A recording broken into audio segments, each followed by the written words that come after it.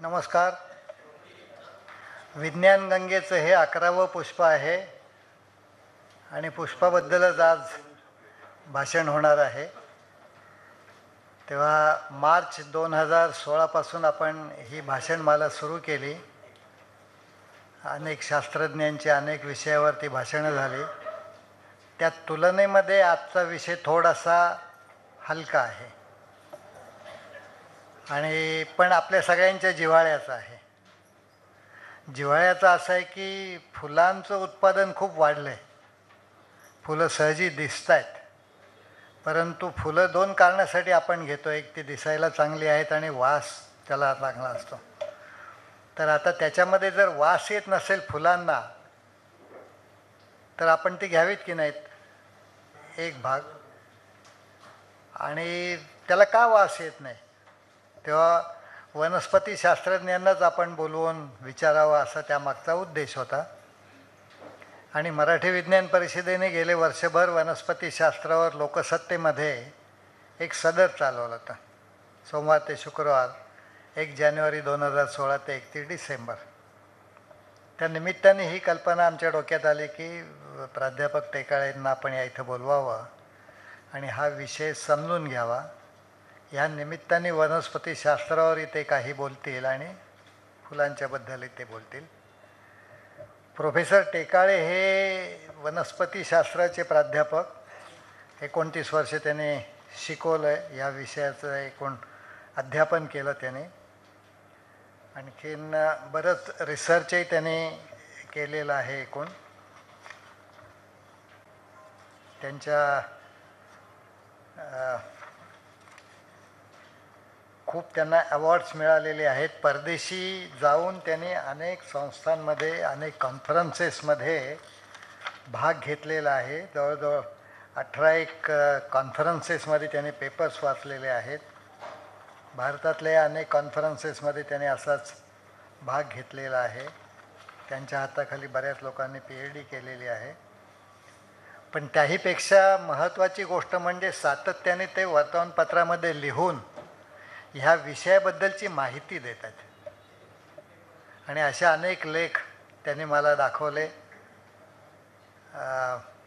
आणि हे लेख लिहिण्याची त्यांची जी शैली आहे, ही शैली खूप मोहक अशी आहे, तुम्हाला गुंतवून ठेवणारी आहे. तर त्या दृष्टीने आज आपण या ठिकाणी मुद्दाम प्रोफेसर टेकाळे यांना बोलवलेलं आहे. अधिक प्रस्तावना न करता त्यांचं भाषण आपण ऐकूया. मी काळे सरांना त्यांचा पुष्पगुच्छ देऊन सत्कार करण्याची, स्वागत करण्याची विनंती करतो.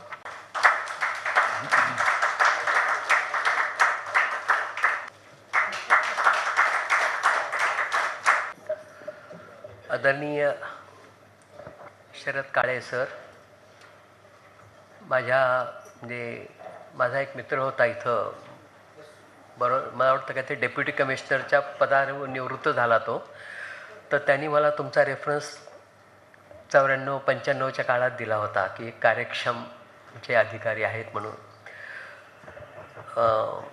देशपांडे सर, मराठी विज्ञान परिषद, आणि आजच्या ह्या कार्यक्रमात उपस्थित असलेले आपण सर्व पुष्पप्रेमी, तुम्हा सगळ्यांना उत्तरायणाच्या शुभेच्छा. आजच्या विज्ञान गंगेमध्ये आजचं 12वं पुष्प, ते मी जरा थोडंसं सुगंधी म्हणतो. सुगंधी पुष्प अर्पण करताना मला अतिशय आनंद होत आहे. मी देशपांडे सरांचा मनपूर्वक ऋणी आहे, कारण माझा परिचय त्यांनी फार मोजक्या शब्दात करून दिला. नाही तर असं ते बरंच मोठं काय असल्यामुळं थोडंसं जरा कर्टेल केलेलं बरं असतं. माझं वनस्पती आणि फुलावरचं प्रेम नितांत आहे. आजच्या माझ्या व्याख्यानामध्ये मी जवळजवळ 50 मिनटं बोलण्याची शक्यता आहे. त्याच्यामध्ये मी बरंचसं ह्या फुलांच्याबद्दल बोलेल. फुलं आपल्याला सगळीकडे दिसतात, पण त्याचा हरवलेला सुगंध मात्र आपल्याला कुठं मिळत नाही आहे. काय कारण असेल त्याचं? आपण सगळे विज्ञानप्रेमी आहोत. तर विज्ञानप्रेमीच्या मनामध्ये ही जिज्ञासा असते की कुठं गेला हा सुगंध. एकेकाळी वेद पुराणामध्ये, महाकाव्यामध्ये सगळ्या ह्यांचा सुगंधी म्हणून उल्लेख होता, तो आता कुठं दिसत नाही आहे. काय कारण असेल त्याचं?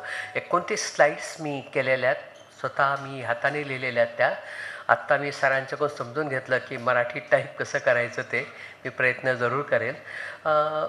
विषय तोच आहे जो ह्याच्यावर लिहिलेला आहे की हल्लीच्या फुलांना वास का येत नाही, म्हणजेच पर्यावरण ऱ्हासामध्ये हरवलेली सुगंधी फुले. बघूया आपण कसं वाटतं. तर हे पर्यावरण प्रवासात हरवलेल्या सुगंधी फुलांची थोडी ओळख करून घेण्याच्या अगोदर आपण त्यातल्या पर्यावरणाची एक साधी सोपी व्याख्या बघूया. काय की जैविक आणि अजैविक घटकांचा एकमेकास पूरक असा सहवास किंवा त्यांचा एकत्रित मिलाप, त्याला आपण सुदृढ पर्यावरण किंवा संतुलित पर्यावरण असं म्हणतो. आणि या संतुलित पर्यावरणामध्ये जैविक विविधता ही नेहमी समृद्ध असते. परत मी सांगतो तुम्हाला की जैविक आणि अजैविक ह्या दोन घटकांचा एकमेकास पूरक असा जो मिलाप, ते संतुलित पर्यावरण. आणि त्यांच्यामध्ये नेहमीच जैविक विविधता समृद्ध असते. मग असंतुलित पर्यावरण म्हणजे काय? जेव्हा जैविक आणि अजैविक ह्या दोन्ही घटकांचं आपसातलं संतुलन बिघडतं आणि सभोवतीचं पर्यावरण त्यामुळं असंतुलित होतं, त्याला आपण म्हणजे असंतुलित पर्यावरण असं म्हणूया. किंवा ह्या एक्झॅक्ट प्रोसेसमध्ये पर्यावरणामधली किंवा जैविक विविधता पूर्ण विस्कळीत होते. म्हणजे जी सुदृढ जैविक विविधता आपण अगोदर बघितली संतुलित पर्यावरणामध्ये, ती जैवविविधता आपल्याला असंतुलित पर्यावरणामध्ये कुठेही आढळत नाही. मग ह्यालाच आपण पर्यावरणाचा ऱ्हास का म्हणू नये? बरोबर आहे, हाच पर्यावरणाचा एक ऱ्हास आहे. आणि सुगंधी फूल हे नेमकं ह्या पर्यावरण ऱ्हासाचा एक संवेदनशील घटक आहे. म्हणजे फुलाचा वास का गेला ह्याचं उत्तर आता तुम्हाला ह्या ठिकाणी सहजपणे मिळून जाईल. सुंदर फुलाचे आकर्षण हे नेहमी दोन प्रकारचं असतं. त्याच्यामध्ये एक तो तुम्हाला रंग दिसतो आणि दुसरा असतो सुवास. रंग आपण दूर अंतरावरून बघू शकतो, परंतु सुवासासाठी मात्र आपल्याला त्याच्या जवळ जायला पाहिजे. मित्रांनो, हे एक विज्ञान आहे की आपल्याला दुरून रंग दिसतो आणि जवळून सुवासासाठी आपल्याला जवळ जावं लागतं. हे विज्ञान आहे. म्हणूनच ह्या विज्ञान गंगेमध्ये आपल्याला ह्या सगळ्या प्रश्नाची उत्तरं जरूर मिळणार आहेत. कसं आहे की ह्या ठिकाणी छोटासा डायग्रॅम दाखवला आहे की सुवास किंवा सेंट, त्याचं आपण घाणेंद्रियाद्वारे किंवा नाकाद्वारे आपल्याला कळतं की सुवास आहे. मग त्या सुवासाचं मिळालेलं सेन्सेशन आपल्याला ब्रेन सेलमध्ये जातं किंवा ब्रेन सेलमध्ये नोटीस केलं जातं. आणि मग आपण ओळखतो की हा जाईचा सुगंध आहे, मोगऱ्याचा आहे, चमेलीचा आहे, चंपक आहे. हे सगळं विज्ञान आहे.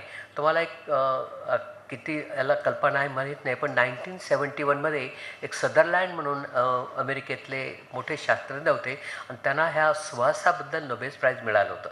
म्हणजे त्यांच्या नोबेल प्राईजमधला हा एक थोडासा पार्ट होता. आणि त्यांचं काम फार सुरेख काम केलं होतं. त्यांनी फिजिओलॉजीमध्ये बायोकेमिस्ट्री अँड फिजिओलॉजी मिळालेलं नोबेल प्राईज आहे ते.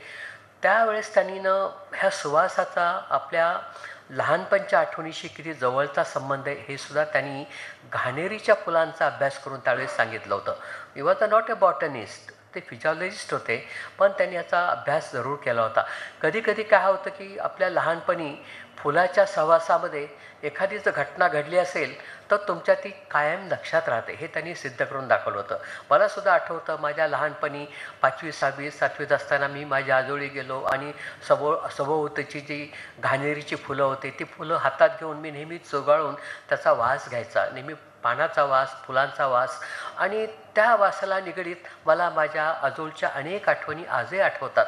माझी आजी, माझे आजोबा, गावातून वाहणारी नदी, पाण्याचे झरे आणि तिथून पाणी कसं आणलं जायचं, हे सगळं म्हणजे हे सगळं ज्या वेळेस मी घाणेरीचं पान तोडतो आणि फुलं चुरगाळतो त्यावेळेस I recollect all the memories. माझ्या आजोळच्या सगळ्या आठवणी येतात. सदरलँडनी त्यांच्या नोबेल प्राईजमध्ये हेच म्हटलेलं आहे की त्या काळामध्ये झालेले जे काही स्पेसिफिक मेमरी प्रोटीन्स तयार होतात ह्या सुगंधामुळं, ते मेमरी प्रोटीन्स तो सुगंध तुमच्या कॉन्टॅक्टमध्ये आला की पटकन तुम्हाला त्याची जाणीव होते किंवा त्या आठवणी येतात. आत्तासुद्धा तो आपण मोगरा ओळखतो, झेंडू ओळखतो, शेवंती ओळखतो किंवा जाई जुई चमेली ओळखतो, वासन ओळखतो आपण. पण ह्याचे मेमरी प्रोटीन तुमच्या ह्याच्यामध्ये ऑलरेडी झालेले असतात आणि ते फक्त ते ॲक्टिवेट होतात. म्हणजे त्यांनी ते सुद्धा त्यावेळेस सांगितलं होतं की कुत्र्याच्या माध्यमातून किंवा डॉगच्या माध्यमातून RDX कसं ओळखलं जातं. तर त्यांनी त्यावेळेस पोलीस फोर्समध्ये हे विशिष्ट प्रकारचे कुत्रे असतात. त्यांना 1 महिना 2 महिने ट्रेनिंग देऊन त्यांच्या नाकपुड्याभोवती RDX बांधून ठेवतात आणि नंतर त्यांचे मेमरी प्रोटीन्स त्यांच्यामध्ये तयार होतात आणि ज्यावेळेस ते RDX त्यांच्या कुठंतरी त्यांना त्याचा स्मेल मिळाला की ते मेमरी प्रोटीन ॲक्टिव्ह होतात आणि कुत्राबरोबर ते RDX शोधतो. एअरपोर्टवर हे अशा प्रकारचे कुत्रे पोलीस खात्यामध्ये जरूर त्या ह्याच्यामध्ये कार्यक्षम असतात. ह्यात थोडासा सुगंध आणि नोबेल प्राईजचा ह्या ठिकाणी मी तुम्हाला रेफरन्स दिलेला आहे. ह्या ठिकाणी आपण सुवास आणि गंधाची निर्मिती ही नेहमी 2 कारणासाठी होते. पहिलं जे म्हणजे सुवास अथवा गंध जो पहिला आहे तो संरक्षणासाठी होतो. वनस्पती आपल्या संरक्षणासाठी वेगवेगळ्या प्रकारचे सुवास किंवा गंध तयार करत असतात आणि दुसरा जो सुवास किंवा गंधचं मुख्य कारण म्हणजे आकर्षण किंवा परागसिंचन किंवा बीज निर्मिती. पहा, सुवास अथवा गंध निर्मिती ही वनस्पतीच्या दुय्यम स्तरावरील चयापचयाची क्रिया आहे आणि ती वनस्पतीच्या सर्व भागात अथवा किंवा ठराविक भागात साठवली जाते. चयापचय हा मराठी शब्द असला तरी त्याला इंग्लिशमध्ये सेकंडरी मेटाबोलाइट्स म्हणतात. म्हणजे वनस्पतीमध्ये तीन मुख्य क्रिया आहेत. एक फोटोसिंथेसिस किंवा प्रकाश संश्लेषण, दुसरं प्रोटीन सिंथेसिस किंवा प्रथिनची निर्मिती आणि दुसरी तेल निर्मिती किंवा फॅट सिंथेसिस. तर ह्या तिन्ही क्रिया ज्यावेळेस चालू असतात त्यावेळेस त्यांच्यामध्ये जे वेगळे घटक तयार होतात, जसं ॲमिनो ॲसिड, फॅटी ॲसिड्स किंवा साखर तयार होण्याच्या अगोदर काही वेगळे घटक तयार होतात, उपघटक म्हणूया. त्या उपघटकांना वेगळे असे मार्ग फुटतात आणि त्याच्यामधून वनस्पतीला आवश्यक असणाऱ्या वेगळ्या घटकांची निर्मिती त्यामध्ये होते. सेकंडरी मेटाबोलाइट्स हे वनस्पतीच्या संरक्षण फळीमधील अतिशय महत्त्वाचा भाग आहे आणि त्याची उत्पत्ती ही फोटोसिंथेसिस, प्रोटीन सिंथेसिस आणि फॅट सिंथेसिसमधून होते. लोकसत्तेमध्ये मी मराठी विज्ञान परिषदेच्या माध्यमातून ह्याच्यावर एक छोटंसं कुतूहलमध्ये आर्टिकल लिहिलं होतं. लोकांना कल्पना नाही की ह्या वनस्पतीला वास काय येतो, ह्या वनस्पतीमध्ये हा वेगळा गुणधर्म का आहे. आपलं सगळं जे आयुर्वेद आहे ते पूर्ण सेकंडरी मेटाबोलाइट्सवरच आधारित आहे किंवा वनस्पतीच्या चयापचयावरच आहे. तर हे जे वनस्पतीमध्ये गंध आहेत ते वनस्पती स्वतःच्या संरक्षणासाठी वापरते, हे मी आता तुम्हाला म्हटलेलं आहे. पण काही वेळेस वनस्पती हे जे सेकंडरी मेटाबोलाइट्स किंवा गंध निर्माण करतात ते परागसिंचनासाठी किंवा परागसिंचनामधून फळ निर्मिती आणि त्याच्यामधून परत बीज निर्मिती आणि त्यांची जी लाईफ सायकल आहे किंवा जीवनचक्र परत पुढं चालू राहण्यासाठी. पुढच्या स्लाईडमध्ये तुम्हाला असेल की ह्या ठिकाणी मी तुळस दाखवलेली आहे, वाळा दाखवलेला आहे मधल्या ह्याच्यामध्ये, बाजूला कोथिंबीर आहे, नंतर ह्या ठिकाणी तुम्हाला चाफ्यासारखं चाफ्याचं फूल दिसते, बाजूला आंबा दिसतो. कसं आहे माहिती का की तुळशीमध्ये तुम्हाला सर्वात जास्त सुवास हा पानांना मिळतो. कारण तुळशीच्या जवळ गेलं, मी एक प्रयोग केला होता तुळशीच्यावर की काय होतं माहिती का की तुळशीच्या जवळ तुम्ही गेला तिला थोडंसं हलवलं की एक प्रकारचा सुवास त्या ठिकाणी येतो. आपल्याला वाटतं काय सुरेख सुवास आहे, पण नाही, तुळशीला तुमची भीती वाटत असते. त्यामुळं ती स्वतःचं रक्षण करण्यासाठी अशा प्रकारची सुवासाची निर्मिती करते. त्याच्यामुळं कीटक बसला किंवा आपला हात लागला किंवा काही झालं तर लगेच त्या ठिकाणी वास येतो. मी म्हटलं आपण तुळशीला प्रेम देऊया, बघूया वास येतो आहे का म्हणून. मग मी तो सातत्याने प्रयोग केला आणि नंतर मी त्याला असं 1 महिनाभर प्रयोग केला की मी तुझी पूजा करतो किंवा मला तुझ्यावर आदर आहे, तू माझी म्हणजे पूजनीय आहेस वगैरे, असं थोडंसं असं शब्द वापरून मी तो प्रयोग केला. आश्चर्य, 1 महिन्यानंतर मी तुळसला असं टच केला, हलवलं तरी मला आला. म्हणजे हेच त्यावेळेस बोसांनी सांगितलं होतं की वनस्पतीमध्ये 6th ऑर्गन आहे. त्यावेळेस त्यांचा तेवढा काही पाठपुरावा झाला नाही. Otherwise would have got Nobel prize that time, जे सदरलँडला 71मध्ये मिळालं. हे त्यांनी सिद्ध करून दाखवलं होतं की येस, वनस्पतीमध्ये ह्या भावना आहेत. आणि म्हणूनच होतं की म्हणजे हॉर्टिकल्चर ट्रेनिंग इन्स्टिट्यूट बेंगलोरला आहे, त्या ठिकाणी शास्त्रज्ञांनी 2 प्लॉट तयार केले होते. 2 प्लॉटमध्ये मक्याचे प्लॉट तयार केले होते त्यांनी आणि दोन्हीमध्ये त्यांनी 15 दिवसाचं अंतर केलं. एका प्लॉटमध्ये मकाची कणसं आली, म्हणजे नुकतीच यायला लागली आणि त्या शास्त्रज्ञांनी ती सगळी मकाची कणसं थोडी मोठी झाली की क्रूरपणे ती कापून काढली अशी. त्यांना सरप्राईजली दुसऱ्या प्लॉटमध्ये एकही मकाचं कणीस आलं नाही. बघा काय म्हणजे त्याच्याहून कळालं की अरे हे फेट आपल्यासमोर आहे, मग आपण मकाचं कणीस कशाला हे करायचं. सुगंधामध्ये सुद्धा तुम्हाला मी ह्याचा रेफरन्स देणार आहे. वनस्पतीला निश्चित भावना असतात. आपण त्याचा फक्त त्या चालू शकत नाहीत, बोलू शकत नाही, पण त्या भावनांची कदर ज्यावेळेस आपण करू त्यावेळेस खरं आपल्यामध्ये आणि त्यांच्यामधलं एक सुदृढ नातं निर्माण होऊ शकेल. वनस्पती तुळशीच्या बाबतीमध्ये सुद्धा केली की तुळशीचा जो सुगंध आहे, पानाचा सुगंध, जर त्या सुगंधामध्ये त्या सुगंधाच्या सहवासात जर तुम्ही काही प्रयोग केले तर तुमची मेमरी डेफिनेटली इन्हॅन्स होते. आदिवासी भागामध्ये मुलं गणित आणि विज्ञानामध्ये खूप कमकुवत आहेत, तर त्या काही शाळामध्ये मी ऑसिमम गार्डन म्हणजे तुळशीची बाग तयार केली आणि गणित आणि विज्ञानाच्या विद्यार्थ्यांना बाजूला त्या तुळशीच्या बागेच्या होत्या अभ्यासाला बसवलं आणि मधून त्या तुळशीला असा स्पर्श करायचा आणि त्यांचा सुवास आणि मुलांची विज्ञान आणि गणितामध्ये प्रगती, अतिशय सुंदर एक्सपेरिमेंट झाला आणि मुलांची निश्चित त्याच्यामध्ये प्रगती झाली. मेमरी एन्हॅन्स होते सुगंधामुळं आणि तुळशीनं ते सिद्ध करून दाखवलं. दुसऱ्या छायाचित्रात तुम्हाला वाळा दिसतोय. वाळ्याच्या फक्त मुळामध्ये सुगंध असतो, पानामध्ये वगैरे दिसत नाही. कोथिंबीर हे असं आहे की त्याच्यामध्ये पूर्ण झाडामध्येच किंवा त्या हरमध्येच पूर्ण सुगंध साठवलेला असतो. काही ह्याच्यामध्ये बियामध्ये सुगंध असतो. इथे जिरे दाखवलेले आहेत. आंब्यामध्ये सुगंध दिसतो तुम्हाला. आपण आंबा हातात घेतला की वास घेतो, तो सुद्धा त्याचं कारण आहे. किंवा फुलामध्ये म्हणजे सांगायचं तात्पर्य असं आहे की हा जो सुगंध असतो तो पूर्ण वनस्पतीमध्ये असतो किंवा त्याच्या वेगळ्या भागामध्ये असतो. वनस्पतीमध्ये सुगंध हा संरक्षणासाठी वापरला जातो. मध्यंतरी आम्ही ठाणे जेलमध्ये प्रयोग केला होता. मोठ्या प्रमाणावर आम्ही त्या ठिकाणी वाळा लावला आणि कैद्याच्या मनोवृत्तीमध्ये किंवा त्या ज्या कारणासाठी त्यांनी शिक्षा भोगत आहेत त्याच्यात काही बदल झाला आहे का, म्हणजे ते सकारात्मक काही बदल झाला आहे का, त्याच्यासाठी आम्ही अभ्यास केला होता आणि खरंच आम्हाला त्याचे खूप चांगले रिझल्ट मिळाले. तिथले जेलर आणि पोलीस सांगत होते की कैदी आता तेवढे ॲग्रेसिव्ह वागत नाही आहेत. आता त्यांना नेहमी वाळ्याच्या भोवती ते कामं द्यायचे आणि त्यांच्या एकंदर वागण्यामध्ये आणि ह्याच्यामध्ये बराच फरक झाला होता. नाही तर खुनाचे आरोप असलेले हे जरा ते खूप ॲग्रेसिव्ह असतात, त्यांच्या कुटुंबापासून ते सगळे तुटलेले असतात, त्याच्यातही त्याची भर पडते. वाळाचा त्यांनी अशा प्रकारे उपयोग केला. एक चांगलं हॉर्टिकल्चर थेरपी हे नवीन ब्रँच निघतं आहे, त्याच्यामध्ये ह्याचा उपयोग करायला पाहिजे. अजून एक छोटा प्रयोग मी वाळ्याबद्दल केला होता की खरंच सुगंध आणि संरक्षण याचा काही संबंध आहे का. येस, वाळ्याला मी स्वच्छ म्हणजे म्युन्सिपाल्टी देते इतकं स्वच्छ पाणी मी वाळ्याला दिलं आणि मी बघितलं की सुगंध होता मुळाला पण तेवढा नाही. आणि मी चक्क अगदी गटारातलं पाणी आणून वाळ्याला दिलं. काय आश्चर्य, इतका सुगंध त्या मुळाला सुटला होता. म्हणजे मी कन्फर्म केलं की येस, की हा जो सुगंध आहे हे वाळीची मुळं त्या पाण्यातून मिळणारे जीवाणू कीटाणू काय असेल त्याच्यापासून संरक्षण प्राप्त करण्यासाठी ते करतायत. फार इंटरेस्टिंग तो प्रयोग त्यावेळेस मी केला होता. मी आणि फुलाचा सुगंध ह्याचा तुम्हाला आश्चर्य वाटेल की ह्याचा माझा संबंध कसा आला एकंदरीत. आता ह्याच्यामध्ये थोडेसे काही म्हणजे तुमच्याशी संवाद साधायला मला आवडेल की ठाणा कॉलेजमध्ये असताना मी तिथल्या कल्चरल असोसिएशनचा चेअरमन होतो आणि त्यावेळेस आम्ही INT स्पर्धा ही 82, 83, 84ची गोष्ट आहे. ती स्पर्धा आमच्या दृष्टीनं फार साहित्य संघात गिरगाव स्पर्धा व्हायची आणि खूप प्रेस्टिजियस स्पर्धा असायची. सगळ्या आजकाल रुईया हे वगैरे कॉलेज त्याच्यामध्ये आघाडी आहेत. बेळेकर कॉलेज ठाण्याचं खूप स्पर्धेमध्ये आघाडीवर.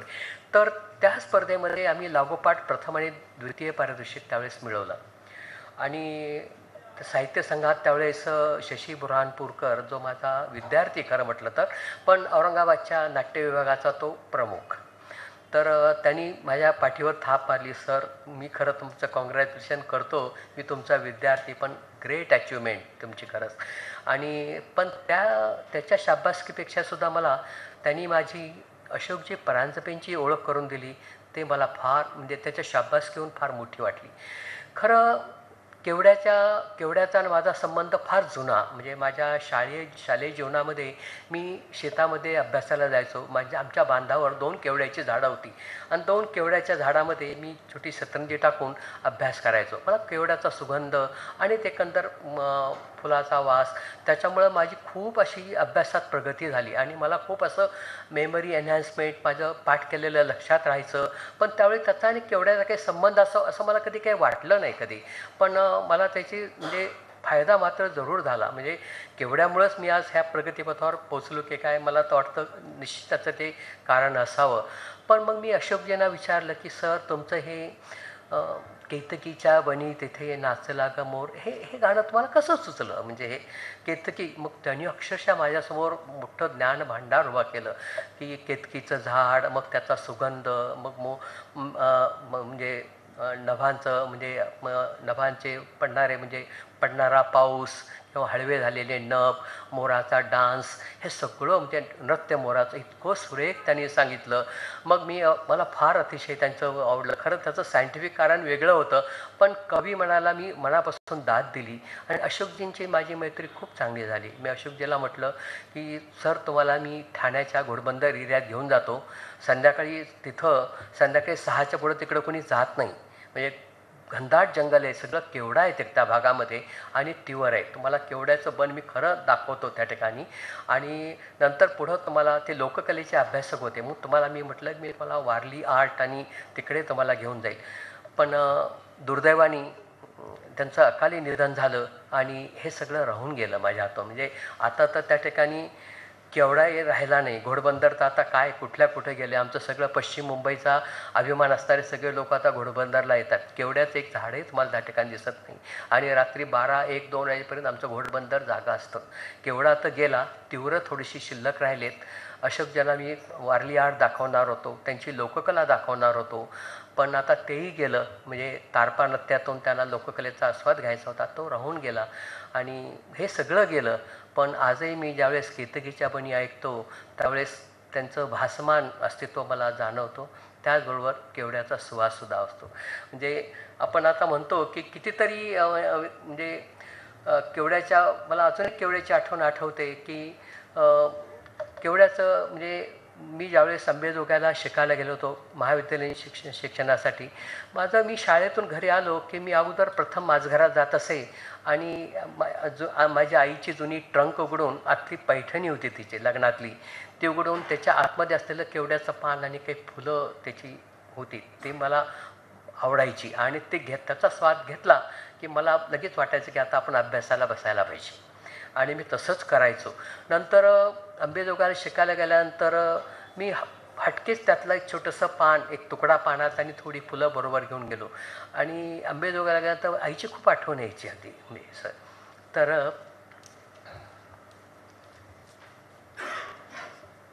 तर त्यावेळेस ती पानं आणि फुलं मी जवळ घ्यायचो आणि मला सगळं ते गावचं आठवायचं, आई तिची.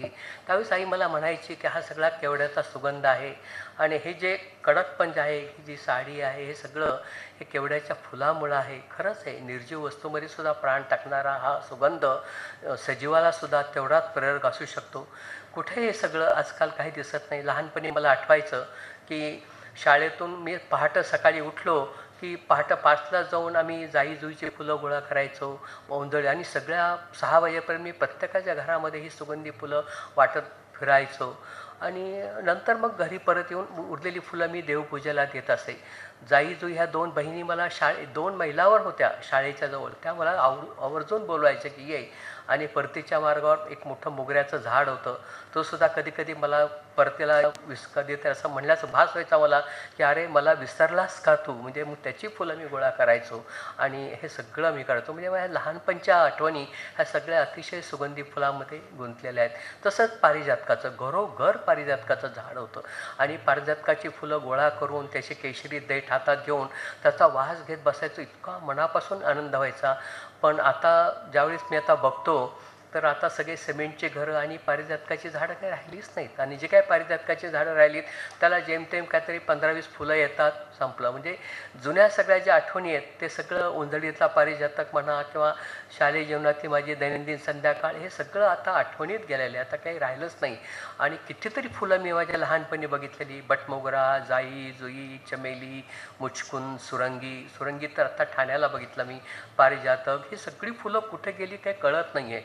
म्हणजे सुगंधी कमळ, सुगंधी बकुळीची फुलं किंवा आपण म्हटलो कवठी चाफा, कुंती, चंपा, हे कुठे हरवली आहेत. कधीतरी कुठेतरी एखाद्या रोपवाटिकेत एखादा म्हणजे वनस्पती शास्त्रज्ञ जातो त्यावेळेस त्या रोपवाटिकेचा मालक मला आवर्जून दाखवतो, सर माझ्याकडे हा कवठी चाफा आहे, माझ्याकडे हे फूल आहे, मी हे चंपा केलेलं आहे हे. पण हे रोपवाटिकेतून पाहताना मला अतिशय म्हणजे वेदना होतात की अरे हे माझी एकेकाळी एवढं समृद्ध होतं, हे आता नेमकं केलं आता हे सगळं. म्हणजे मला सारखं वाटतं की ज्ञानेश्वर माऊलीनं म्हटलेलं आहे की मोगरा फुलला फुले विचिता कळू बहरासी आला. हे खरंच आता कधी बघायला मिळणार नाही का? कुठे गेला तो माझा मोगरा जेवढा सुगंधी फुलं देणारा? आणि मग कधी कधी असं वाटतं की हृदयनाथाने गाल्याप्रमाणे या फुलाच्या गंधकोशी सांग तू आहेस का? पण कुठे हा गंधकोश? हा गंधकोशच नेमका कुठं दिसत नाही. पण मी जरा थोडा प्रयत्न केला आणि बघूया म्हणलं आपण या गंधकोशात काही मिळते का, आपल्याला सापडते का पूर्वीच्या. मग मी थोडासा अभ्यास केला आणि बघूया म्हटलं की आपल्या वेद पुराणामध्ये काय म्हणतात सुगंधी फुलं, किती आपल्याशी बोलतात, किती आपल्याशी संवाद साधतात. जगामधील विविध धर्म आणि पंथामध्ये आपण सुगंधी फुलांना एक वेगळं अधिष्ठान आहे. म्हणजे हिंदू धर्म त्याचा हे 4 वेद 108 उपनिषदे आणि 18 पुराणी समृद्ध आहे, आपल्या सगळ्यांना माहिती आहे. ह्या प्रत्येक साहित्यामध्ये तुम्हाला सुगंधी फुलाचा हमखास उल्लेख हा आढळतोच. थोडं उदाहरण तुम्हाला द्यायचं म्हणलं तर ह्या वसुंधरेची म्हणजे ह्या सृष्टीची उत्पत्ती होण्यापूर्वी सुगंध आला होता. आश्चर्य वाटेल पण आहे.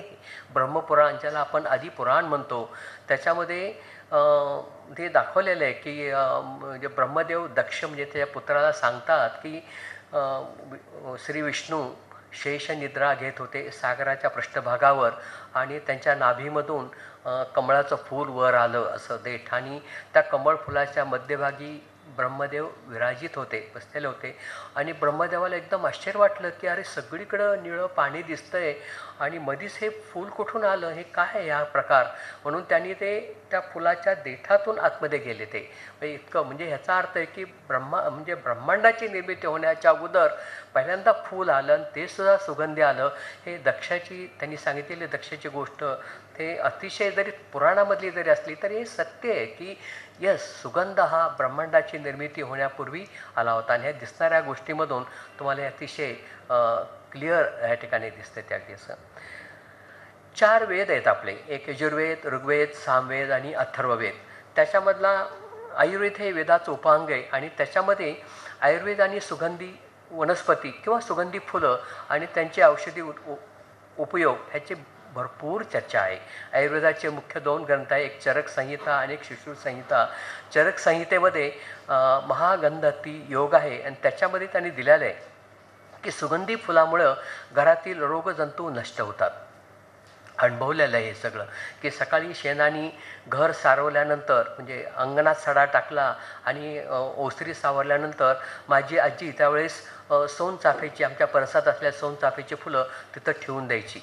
काय योगायोग असेल त्यावेळेस माहिती आहे. पण त्यावेळेस कधी आम्ही असा डास बघितला नाही, कधी कुठला झुरळ बघितलं नाही, काही नाही. अगदी घरात अतिशय स्वच्छ वातावरण असायचं.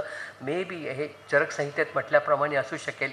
सुगंधी फुलामुळं घरातील रोगजंतू नष्ट होतात, मनामध्ये अशुभ विचार कमी होतात. बरोबर आहे, मनामध्ये अशुभ विचार येत नाहीत. त्याच्यामध्ये 60 सुगंधाचा हा योग आहे चरक संहितेमध्ये. त्यात लिहिलेलं आहे की प्रत्येक घरामध्ये आरोग्य आणि सुख शांतीसाठी हे अतिशय सुगंध अतिशय महत्त्वाचा आहे.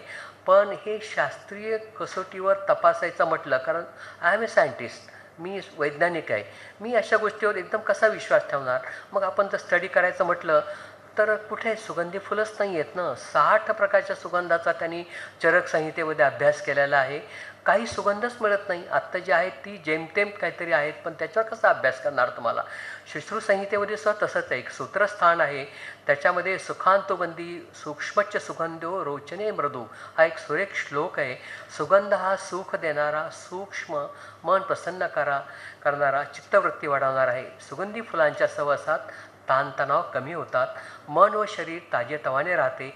अशा वेळी घेतलेले औषध शरीरात लागू पडतेच, सोबत प्रतिकारशक्तीसुद्धा वाढवते. फार महत्त्वाचा श्लोक आहे हा की सुगंधाच्या सहवासात जर तुम्ही औषध घेतलं ते शरीराला बरोबर लागू पडतं.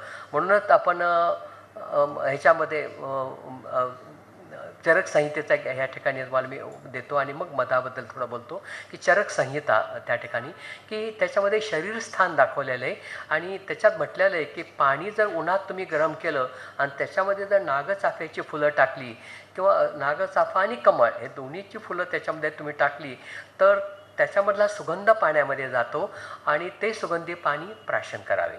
म्हणजे ते आयुर्वेदात त्यांनी सांगितलेलं आहे. हे अतिशय उत्तम आहे आणि सर्व दोष निवारक आहे. आपण आता तांब्याच्या भांड्यामध्ये पाणी ठेवून घेतो. सायंटिफिकली किती प्रूव्ह झाले माहीत नाही.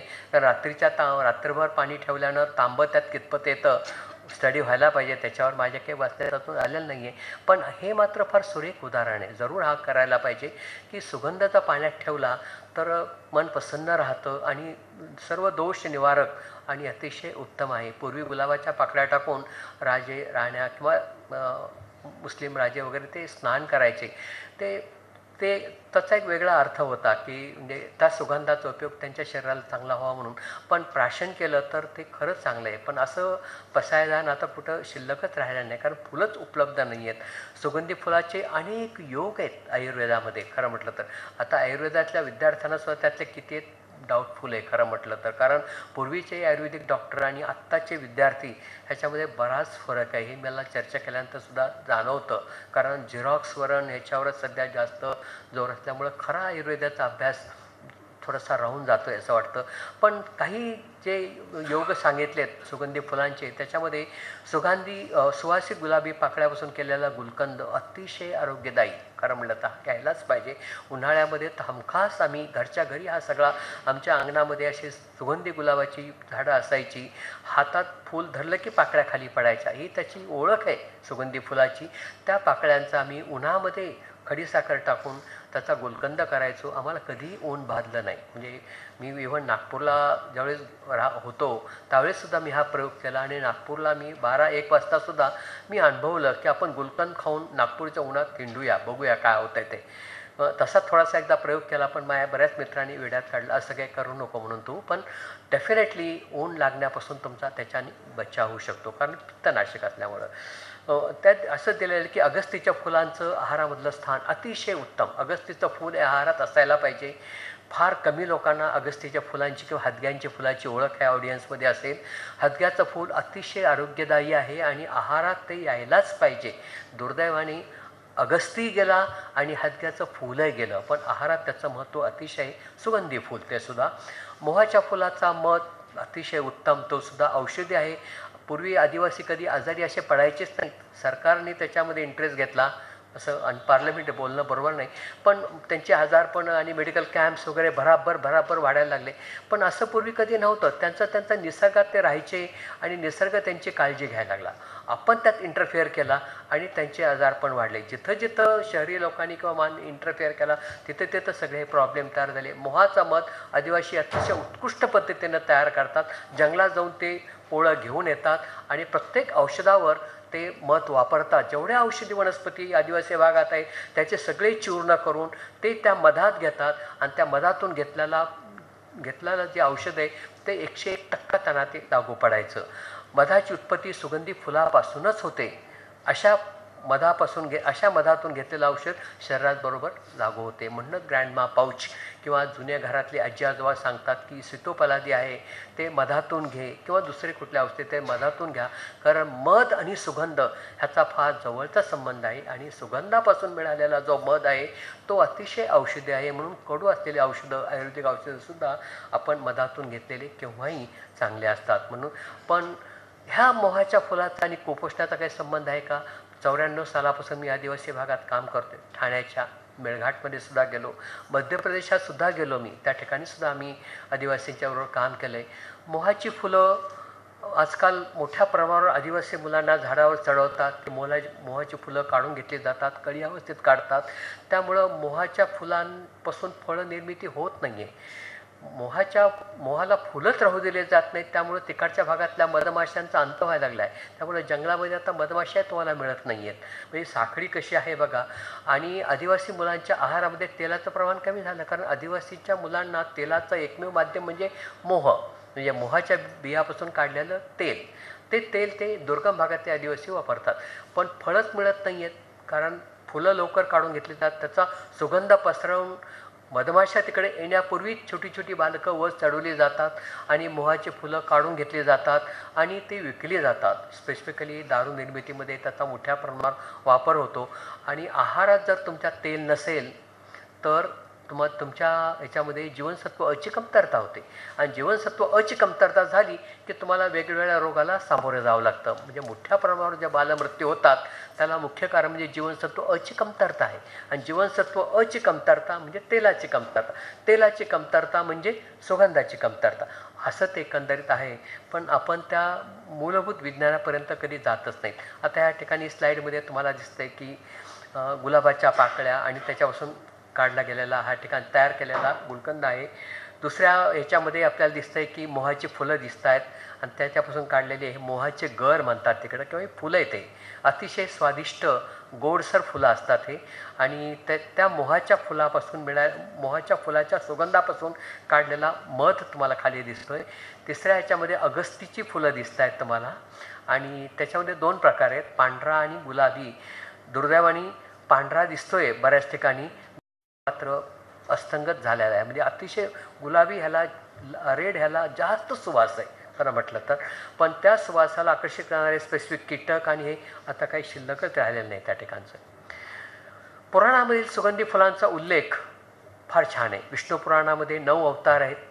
त्यातल्यामध्ये दैत्य राक्षस म्हणजे 9 अवतारामध्ये ज्यावेळेस ते अवतार मनुष्यरूपी अवतार यायचे त्यावेळेस दैत्याचं त्याच्यामध्ये किंवा राक्षस किंवा दैत्याचा पराभव आपल्याला ते बरेचसे अवतारातल्या स्टोरीज माहितीच आहेत.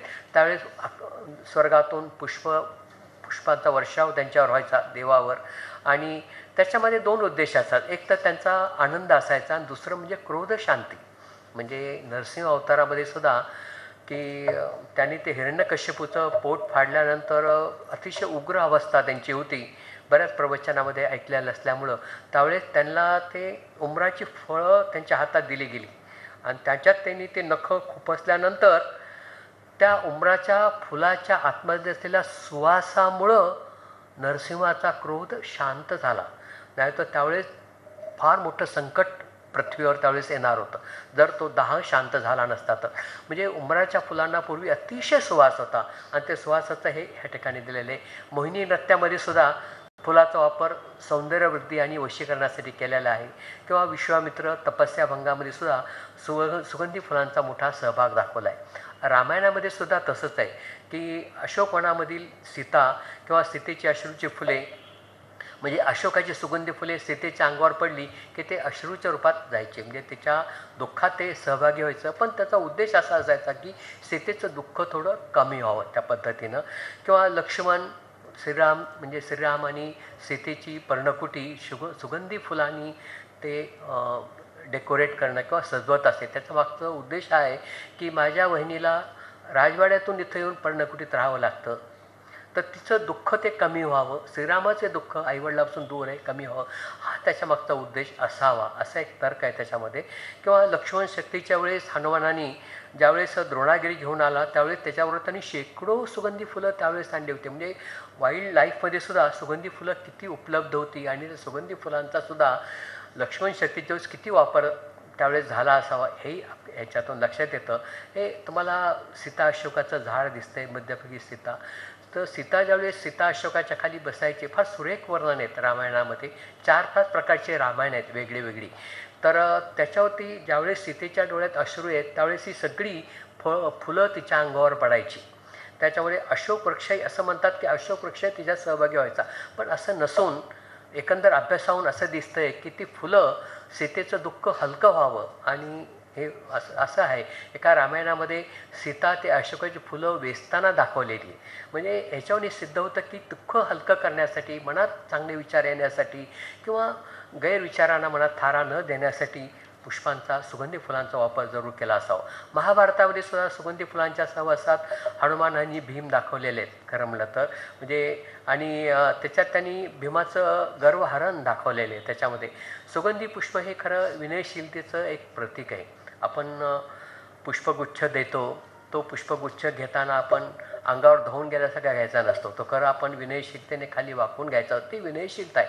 देणाऱ्याची विनयशीलता, आपण घेणाऱ्याची विनयशीलता, प्रसंगामध्ये पॉलिटिकल पार्टी ह्याच्यामध्ये कसे पुष्पगुच्छ दिले जातात, काय केले जातात, त्याच्यामध्ये काही अर्थ हे नाही आहे आता. म्हणजे आत्ता तरी इतका छान पुष्पगुच्छ आहे, पण तो जो गुलाब आहे तो सुगंधी असता तर अजून छान वाटला असतं. म्हणजे त्याच्यामागचा उद्देश खूप असा चांगला आहे. भागवतामध्ये सुद्धा बघा ना, की रागवलेला भागवत हा अतिशय उत्कृष्ट ग्रंथ आहे श्रीकृष्णावरचा. आणि त्याच्यामध्ये त्यांनी म्हटलेलं आहे की रागवलेल्या बलरामाचा क्रोध त्याच्या गळ्यात कृष्णाने सुगंधी फुलाची माळ घातल्यावर एकदम शांत झाला. फार सुंदर स्टोरी आहे ती, आपल्याकडे आता वेळ नाही ते सांगायला. पण त्यांनी बलराम खूप रागावला आहे, सगळे मित्र कृष्णाची सांगत आली आहे आणि आता तो काय करेल काही सांगता येत नाही. त्यावेळेस कृष्ण पटकन गेला, त्यांनी जवळची सुगंधी फुलं गोळा केली, त्याचा छान हार तयार करून तो जवळ आला. तो क्रोधाने अगदी लाल झाला होता. पटकन त्यांनी त्याच्या गळ्यात घातला. बलरामाचा राग एकदम शांत झाला टप्प्याटप्प्याने. सांदीपनीच्या आश्रमात सुद्धा हे कृष्ण बलरामाचे गुरु होते. कृष्ण बलराम गळ्यात जाई जुई मोगरा चंपक ह्यांच्या माळा घालून कदंब वृक्षाखाली अध्यापन करत. काहीतरी त्याचा नक्की त्याचा कुठंतरी सिग्निफिकन्स असायला पाहिजे. श्रीकृष्ण प्रेमात भुकेल्या सत्यभामा आणि रुक्मिणी ह्यांच्यामधील शीतयुद्धास पारिजातकाचा सुगंध आणि त्याचा सडा कसा जबाबदार होता ते सुद्धा तुम्हाला रुक्मिणी स्वयंवरात पाहायला मिळतं. अगदी म्हणजे बहरला पारिजातकदारी फुरे का पडती शेजारी, तो सुद्धा सुगंध त्या ठिकाणी होता. त्यावेळेस कृष्णाने सांगितलं की सुभद्रेला की तू ह्या फुलाकडे जाऊ नको, जस्ट एन्जॉय द इसेन्स, तू त्याचा सुवास घे, त्या सुवासातून सगळं मिळाले, त्यातून तुला मिळून जाईल सगळं. म्हणजे तो राग त्यांनी अशा पद्धतीने त्याला दुसऱ्याला सांगितलं सत्यभामाला की तू फुलं घेऊन जा, खूप छान आहेत. सत्यभामा वॉज व्हेरी हॅपी, त्यानं खूप सगळी फुलं गोळा केली, घेऊन गेली. पण सुगंधाचा खरा आनंद सुभद्रेला मिळाला. महाभारतातसुद्धा कुंतीला आवडणारी पांढऱ्या शुभ्र रंगाची अतिशय सुगंधी फुलं होती आणि त्याचंच नाव आज कुंतीचं फूल आहे. पण कुठे मिळतं कुंतीचं फूल? आपल्याला फार शोधाशोध करावी लागते. अमृत मंथनात तर पारिजातकाचा अनेक वेळा उल्लेख आहे. पण ह्या ठिकाणी मला अजून एक तुम्हाला सांगायला आवडेल ते म्हणजे नेपाळमधील इंद्रपूजा. फार सुंदर आहे ते. सप्टेंबरमध्ये नेपाळमधला पाऊस बराचसा कमी झाला की तिथलं दरबार चौक म्हणणे काय काठमांडूला, आणि त्या ठिकाणी इंद्राची पूजा होते. तर इंद्राच्या पूजेचा काय अर्थ आहे, म्हणजे कशासाठी पूजा होते काय, त्याच्यामागे स्टोरी सांगतात की इंद्राच्या आईला एकदा देवाची पूजा करायची होती. पण तिच्या लक्षात आलं की आपल्याकडे सुगंधी फुलंच नाही आहेत. ते इंद्राला सांगते की मला पारिजातकाची फुलं पाहिजेत सुगंधी. इंद्राने सगळ्या स्वर्गातल्या बागा बघितल्या, त्याला पारिजातक मिळालाच नाही. गोष्टीरूप आहे अर्थात, ते मिळायला हवा होता म्हणजे, पण त्याला मिळाला नाही तो, असं गोष्टीरूपात सांगितलं आहे. आणि मग इंद्राने मानवी अवतार घेऊन तो पृथ्वीवर आला आणि हिमालयात त्याला पारिजातकाची भरपूर फुलं मिळाली. म्हणजे त्या हिमालय म्हणजे सुगंधी फुलाचा आगार. ती फुलं घेताना बेसताना इंद्राला तिथल्या लोकांनी पकडलं आणि त्याला त्यावेळेस पकडल्यानंतर आता त्याला शिक्षा होते की काय असं वाटत असताना इंद्राच्या आईला ते कळालं. मग इंद्राची आई स्वर्गातून पृथ्वीवर आली. मग त्या लोकांची त्यानं समजूत काढली. मग त्यांनी इंद्राचं पाया पडून दर्शन घेतलं सगळ्या लोकांनी. मग इंद्राने त्यांना वर दिला की मी तुम्हाला वर देतो की म्हणजे वरून देवता की मी तुमच्या नेपाळमध्ये भरपूर पाऊस देईन. आणि म्हणून नेपाळमध्ये इंद्रपूजा ही दरबार चौकामध्ये होते. पण ती सप्टेंबर एंडला. तुम्हाला आश्चर्य वाटेल की नेपाळमध्ये आता इंद्रपूजा ही लवकर होते, कारण पाऊसच पडत नाही. नेपाळमध्ये सुद्धा क्लायमेट चेंज आहे. नेपाळमध्ये सुद्धा जेवढा पाऊस पाहिजे तेवढा पाऊस पडत नाही आहे. माझ्या एका नेपाळी मित्राला मी उस्मानिया विद्यापीठातल्या एका म्हणजे पाणी परिषदेला मी गेलो, त्यावेळी विचारलं की खरंच हे असं उत्सव आणि ह्याच्यामागं हे काही कारण आहे का? तर म्हटलं हो सगळं असंच आहे, परंतु आता ते म्हणजे जून जुलैमध्येच हे पूजा करायला लागलीत, कारण पावसाची आराधना चालू आहे. इंद्रपूजा बाजूलाच राहिली, पाऊस पडू दे म्हणून ते इंद्राची पूजा करतायत. म्हणजे पारिजातक आणि इंद्र ह्याचा सुद्धा या ठिकाणी एक वेगळा संबंध दाखवला आहे. ह्या ठिकाणी काही छोटे फोटोग्राफ्स तुम्हाला मुद्दाम मागच्या स्लाईडचं रिकलेक्शन केलं दाखवले. कोपऱ्यातला फोटोग्राफ आहे तो भीम आणि हनुमान दाखवलेला आहे. हनुमाने आवाहन केलं भीमाला की तुझ्या अंगात एवढी शक्ती आहे ना, माझं शेपूट उचलून दाखव. मग भीमाने सगळं बळ त्याचं वापरलं, परंतु हनुमाचं शेपूट काही त्याला उचलता आलं नाही त्यावेळेस. त्यावेळेस सुगंधी फुलाचा वापर करून म्हणजे हनुमानाने सुगंधी फुलं त्याला भीमाला दिली आणि सांगितलं की विनयशीलता ठेव, गर्वहरण त्याचं होऊन गेलं. त्यावेळेस ते सुगंधी फुलाचा त्यावेळेस हनुमानाने वापर केलेला आहे त्या ठिकाणी. मधल्या एका छायाचित्रात तुम्हाला कृष्ण बलराम दिसत आहेत आणि त्यांच्या गळामध्ये सुगंधी फुलांचे हार दिसत आहेत. ह्या ठिकाणी सुद्धा कदंबाचं झाड असं ह्याच्यात दाखवलं याच्यासारखं आणि कृष्ण आणि गोपिका राधा दाखवलेली. त्यावेळेस कदंबाच्या झाडाखाली कृष्ण बासरी वाजवायचा आणि सगळ्या गोपी राधा त्या ठिकाणी यायच्या आणि रास व्हायचा त्यांचा. म्हणजे सुगंधी फूल मन उत्साहित करतं तुम्हाला. हे सूर्य कदंबाचा खूप चांगला रेफरन्स आहे. पारिजातकाचा सडा दिसतो या ठिकाणी आणि ह्या ठिकाणी तुम्हाला कुंतीचं फूल खाली कोपऱ्यामध्ये दिसतं या ठिकाणी. सुगंधी याच्यामध्ये अडकलेली काही हरवलेली सुगंधी फुले. तुम्ही म्हणाल की सर हे थोडंसं वेद पुराणाचं झालं, पण कुठली फुलं हरवलीत? वेद आणि ह्याचा अभ्यास करता मला असं आढळलं की हरवलेल्या सुगंधी फुलामध्ये सुलतान चंपा आहे. सुलतान चंपा हा कर्नाटकी भक्ती संगीतामध्ये अनेक वेळा याचा उल्लेख आहे. शास्त्रीय संगीतामधील एक पुन्हा राग आहे तो ह्या सुलतान चंपावर आधारित आहे. खरं म्हटलं तर सुलतान चंपा दिसतच नाही आहे कुठं. अगदी रेअर. ऑर्किड प्रचंड मोठ्या प्रमाणात ऑर्किडची निर्मिती सध्या चालू आहे. हरितगृह भरभरून गेलेत ऑर्किडनी, परंतु ऑर्किडचा सुगंध कुठे आहे? केविदार रामायणात त्याचा रक्तपुष्प म्हणून उल्लेख आहे. त्याला केविदार हे म्हटल्याने भरताच्या रथावर असलेल्या ध्वजाच्या मध्यभागी हा केविदार म्हणजे ऑर्किड विराम त्यावेळेस होतं रामायणामध्ये. त्यावेळेस तर ते ऑर्किड अतिशय सुगंधी होतं. ज्यावेळेस भरत रामाला घेण्यासाठी वनवास पूर्ण झाल्यानंतर गेला होता त्यावेळेस त्यांनी ऑर्किडनं आपला रथ सगळा सजवलेला होता. त्यावेळेस इतका सुवास होता त्यावेळेस. आणि असं वाल्मिकी रामायणात एका ठिकाणी रामायणात म्हटलेलं आहे की कित्येक मैलावरून सीतेने रामाला सांगितलं आहे की भरत येतोय.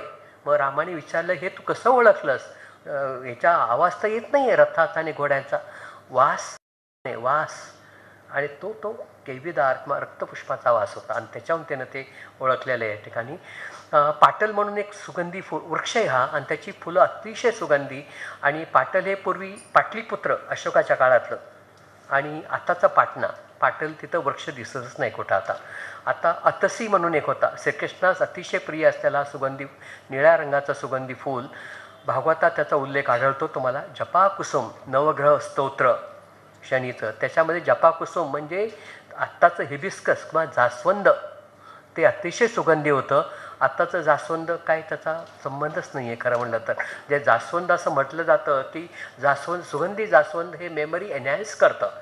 गणपती ही विद्येची देवता आहे आणि गणपतीच्या माथ्यावर त्याच्यावर जर तुम्ही जास्वंदाचं फूल ठेवलं तर विद्येची देवता आणि तो मेमरी एनहॅन्समेंट ह्या दोन्हीचं रिलेशन आहे. आपण गणपतीला इतकं जवळ जातो जास्वंद ठेवून दूर अंतरावरून 5 फूट अंतरावरून आपण त्याचा नमस्कार घ्यायच्याऐवजी आपल्याला वाटतं कधी त्या देवतेला आपल्या कवेत घेतो. इतकं आपली अवस्था वाईट झाली.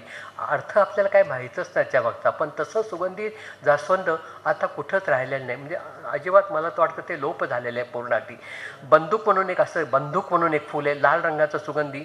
सूर्यास अतिशय प्रिय, पण ते माध्यमवेळीच उमलायचं दुपारी आणि संध्याकाळी कोमेजून जायचं.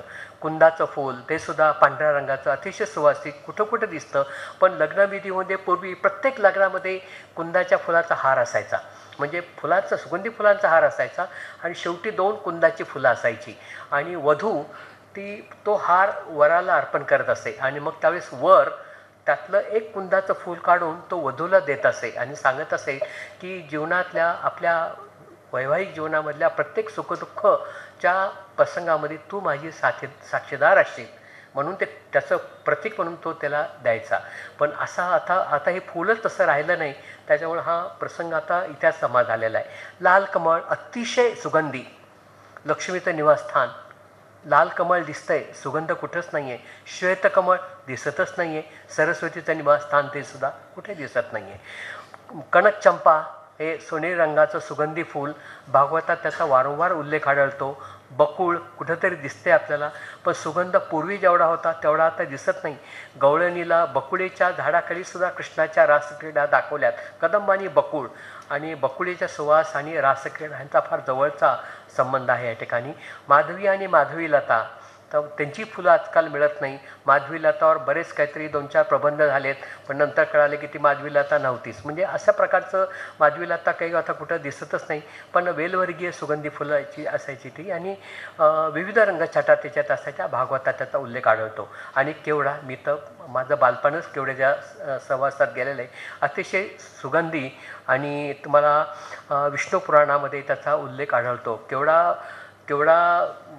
एकदा विष्णू आणि ब्रह्मदेव एकत्र बसले होते आणि गोष्टही आणि त्या ठिकाणी केवड्याची फुलं होती त्या ठिकाणी ठेवलेली, म्हणजे केवड्याचा कणीस वगैरे.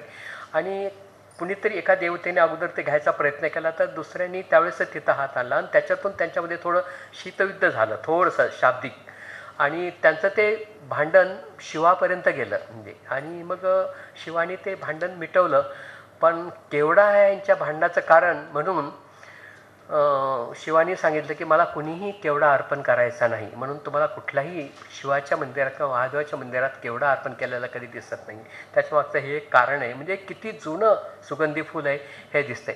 सुगंधी फुलं आणि हिमालयाचा फार जवळचा संबंध आहे. माझ्या मित्रांनी मला सांगितलं नेपाळमधल्या की सर, पूर्वी हिमालयात प्रचंड मोठ्या प्रमाणावर सुगंधी फुलं मिळायची, पण आता त्यातलं काही मिळत नाही. मुबलक होती ती. आणि सगळ्या बरीचशी सुगंधी फुलं हे मोनोकॉट एकदल वर्गातली होती आणि ते कंद असायचे खाली त्यांचे. त्या कंद ते बर्फात गाडली जायची. 6-6, 7-7 महिने ते सुगंधी फुलाची कंद बर्फात गाडली जायची. आणि मग उन्हाळ्यात बर्फ थोडा वितळला की कंदापासून कोंब यायचे आणि मग त्याच्यापासून सुगंधी फुलं निर्माण व्हायची. क्लायमेट चेंज किंवा वातावरणात बदल झाल्यामुळं त्या सुगंधी फुलांच्या कंदाला जेवढा हवा होता तेवढा डॉर्मन्सी म्हणूया आपण त्याला, ती त्यांना मिळालीच नाही आहे. त्याच्यामुळं 6 महिने बर्फ सवास मिळायची, कुठं 2 महिने, कुठं 3 महिने. आणि त्याच्यामुळं त्यांचा ऱ्हास झाला. म्हणजे सुगंधी फुलं, हिमालयाची सुगंधी फुलं का गेली? The reason for that is the climate change. त्याच्यामुळं त्यांचं पूर्ण नाश झालेला. आता हिमालयात सुगंधी फुलं कमीच राहिली आहेत, नाहीच आहेत काही, अगदी फार थोडी आहेत. व्हॅली ऑफ फ्लॉवरमध्ये काही बघायला मिळतात तुम्हाला, पण त्यातली 40% ऑलरेडी व्हॅनिश आहेत त्यातली. अगदी असं कितीतरी सुगंधी केशर होता, कितीतरी सुगंधी ट्युलिप होते, सगळे गेलेत. चाफ्याचा विरय हा सुद्धा तसाच आहे. पूर्वी अनेक मंदिर परिसरामध्ये सुरेख अशी चाफ्याची 8-10 झाडं असायची आणि चाफ्याच्या सुगंधाने ते देवाचं गाभार असं पूर्ण भरलेलं असायचं की वाटायचं की ह्या ठिकाणाहून आपण बाहेर पडू नये. किती सुरेख चाफ्याचा सुगंध आहे आणि समोर दिसणारी देवता, खूप आनंद वाटायचा. पण म्हणजे ते एक नैसर्गिक सुवास होतो. आता तर काही राहिलंच नाही. आता आतमध्ये जातात, प्रत्येकजण बाहेरच्या उदबत्त्या घेतो, आतमध्ये लावतो, रासायनिक धूर निर्माण करतो आणि कधी एकदा त्या मंदिरातून आपण बाहेर पडतो असं वाटतं आपल्याला. म्हणजे तिथं थांबावं असं कोणाची इच्छा मनापासून होत नाही. आणि जे थांबलेले असतात त्यांचं काहीतरी वेगळंच हे असतं. म्हणजे रासायनिक सुगंध आणि नैसर्गिक सुगंध ह्या दोन्हीचं ह्या ठिकाणचे तुलनात्मक आहे की चाफ्याची फुलं आणि त्यांचा हरवलेला गंध आणि गाभार देवाचं. गंधविरहित गुलाबाबद्दल मला नक्कीच बोलायला आवडेल की फुलाचा राजा आहे हा खरं म्हटलं तर. कितीतरी सुगंधी गुलाब पूर्वी होते, शेकडो प्रजाती आत्ताच मला बघायला मिळतात. कितीतरी हरितगृह मी गुलाबाची बघितलेली, महाराष्ट्रात बघितली, राजस्थानमध्ये, उत्तर राजस्थानमध्ये बघितली, उत्तराखंडमध्ये बघितली. 51 सुंदर गुलाब, परंतु एकालाही गंध नाही. मला चीनला 3 वेळेस जायची संधी मिळाली आणि चीनमध्ये मी बीजिंग शहरामध्ये इतके गुलाब बघितले की अक्षरशः वेड लागायची अवस्था आहे. इतके गुलाब. म्हणजे चीनची लोकसंख्या किती आहे? 17 दशलक्ष. त्या शहरामध्ये 44 दशलक्ष फुलझाडं आहेत आणि त्यातले अर्ध्यापेक्षा जास्त हे गुलाब आहेत. आणि सगळे गुलाब हे तिथल्या डिव्हायडरवर आणि रस्त्याच्या बाजूला लावलेले एक गुलाब आपल्याकडं म्हणजे पारितोषिकात पहिलं प्राईज मिळावं असं आहे. असे लाखो गुलाब आहेत. आपल्याकडं एक मोठा गुलाब दिसला की त्याला राजा आणि दुसरीला राणी असं नाही आहे. तिथं तर असे कितीतरी म्हणजे लाखोमध्ये राजा राणी आहेत खरं. म्हणजे इतकं ठिकाण, पण एकालाही वास नाही आहे. म्हणजे बीजिंगमधला एखादा लहान बाळ किंवा 100 वर्षाचा वृद्ध झोपेतून जागा झाला तर त्याच्यासाठी कमीत कमी 12 गुलाब उमललेले असतात सकाळी. इतके गुलाब आहेत, पण सगळे रंगहीन, सगळे गंधहीन, कशालाही नाही आहे.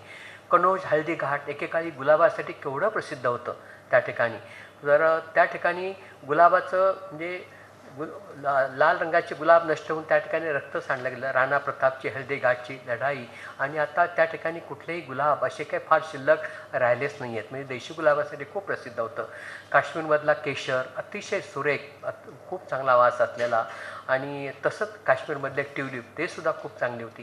व्हॅली ऑफ फ्लावर हिमालयामध्ये केवढं प्रसिद्ध होतं. लोकांनी त्याला भेटी देऊन देऊन त्या क्लायमेट चेंज झाला हिमालयात आणि 40% सुगंधी फुलं नष्ट झाली.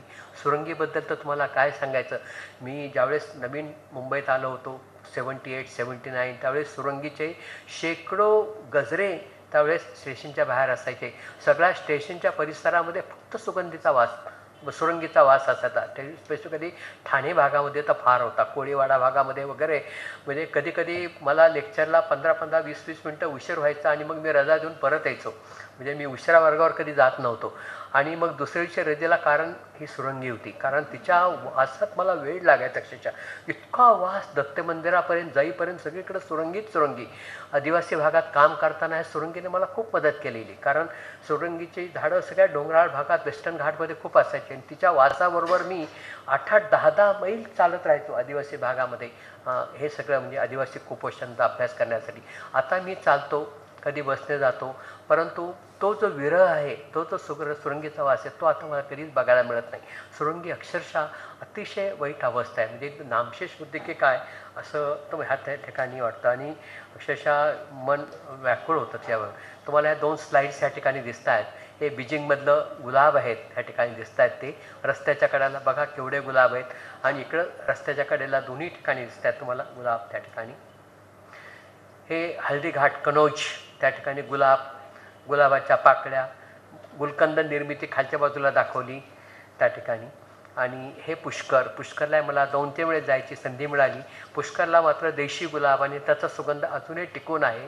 त्याच्यामागं अर्थात थोडंसं पुष्कर आणि ब्रह्माचं आहे की ब्रह्माचं आवडतं फूल म्हणून त्याला टॅग लावला गेला आहे आणि इथलं फूल हे असंच टिकायला पाहिजे म्हणून तिथले शेतकरी ब्रह्माची पूजा म्हणून गुलाबाची शेती करतात. मग ह्या ठिकाणी तुम्हाला बरेच गुलाबाचे सगळे सुगंधी गुलाबाचे आहेत आणि गुलाबाच्या पाकळ्या आणि हे होतं. परंतु आणि इथं मोठ्या प्रमाणात गुलकंद तयार होतो आणि तो गुलकंद कमीत कमी 10 वर्ष राहतो. म्हणजे माझ्याकडे 6 वर्ष झाले अजूनही तो गुलकंद आहे तसाच आहे.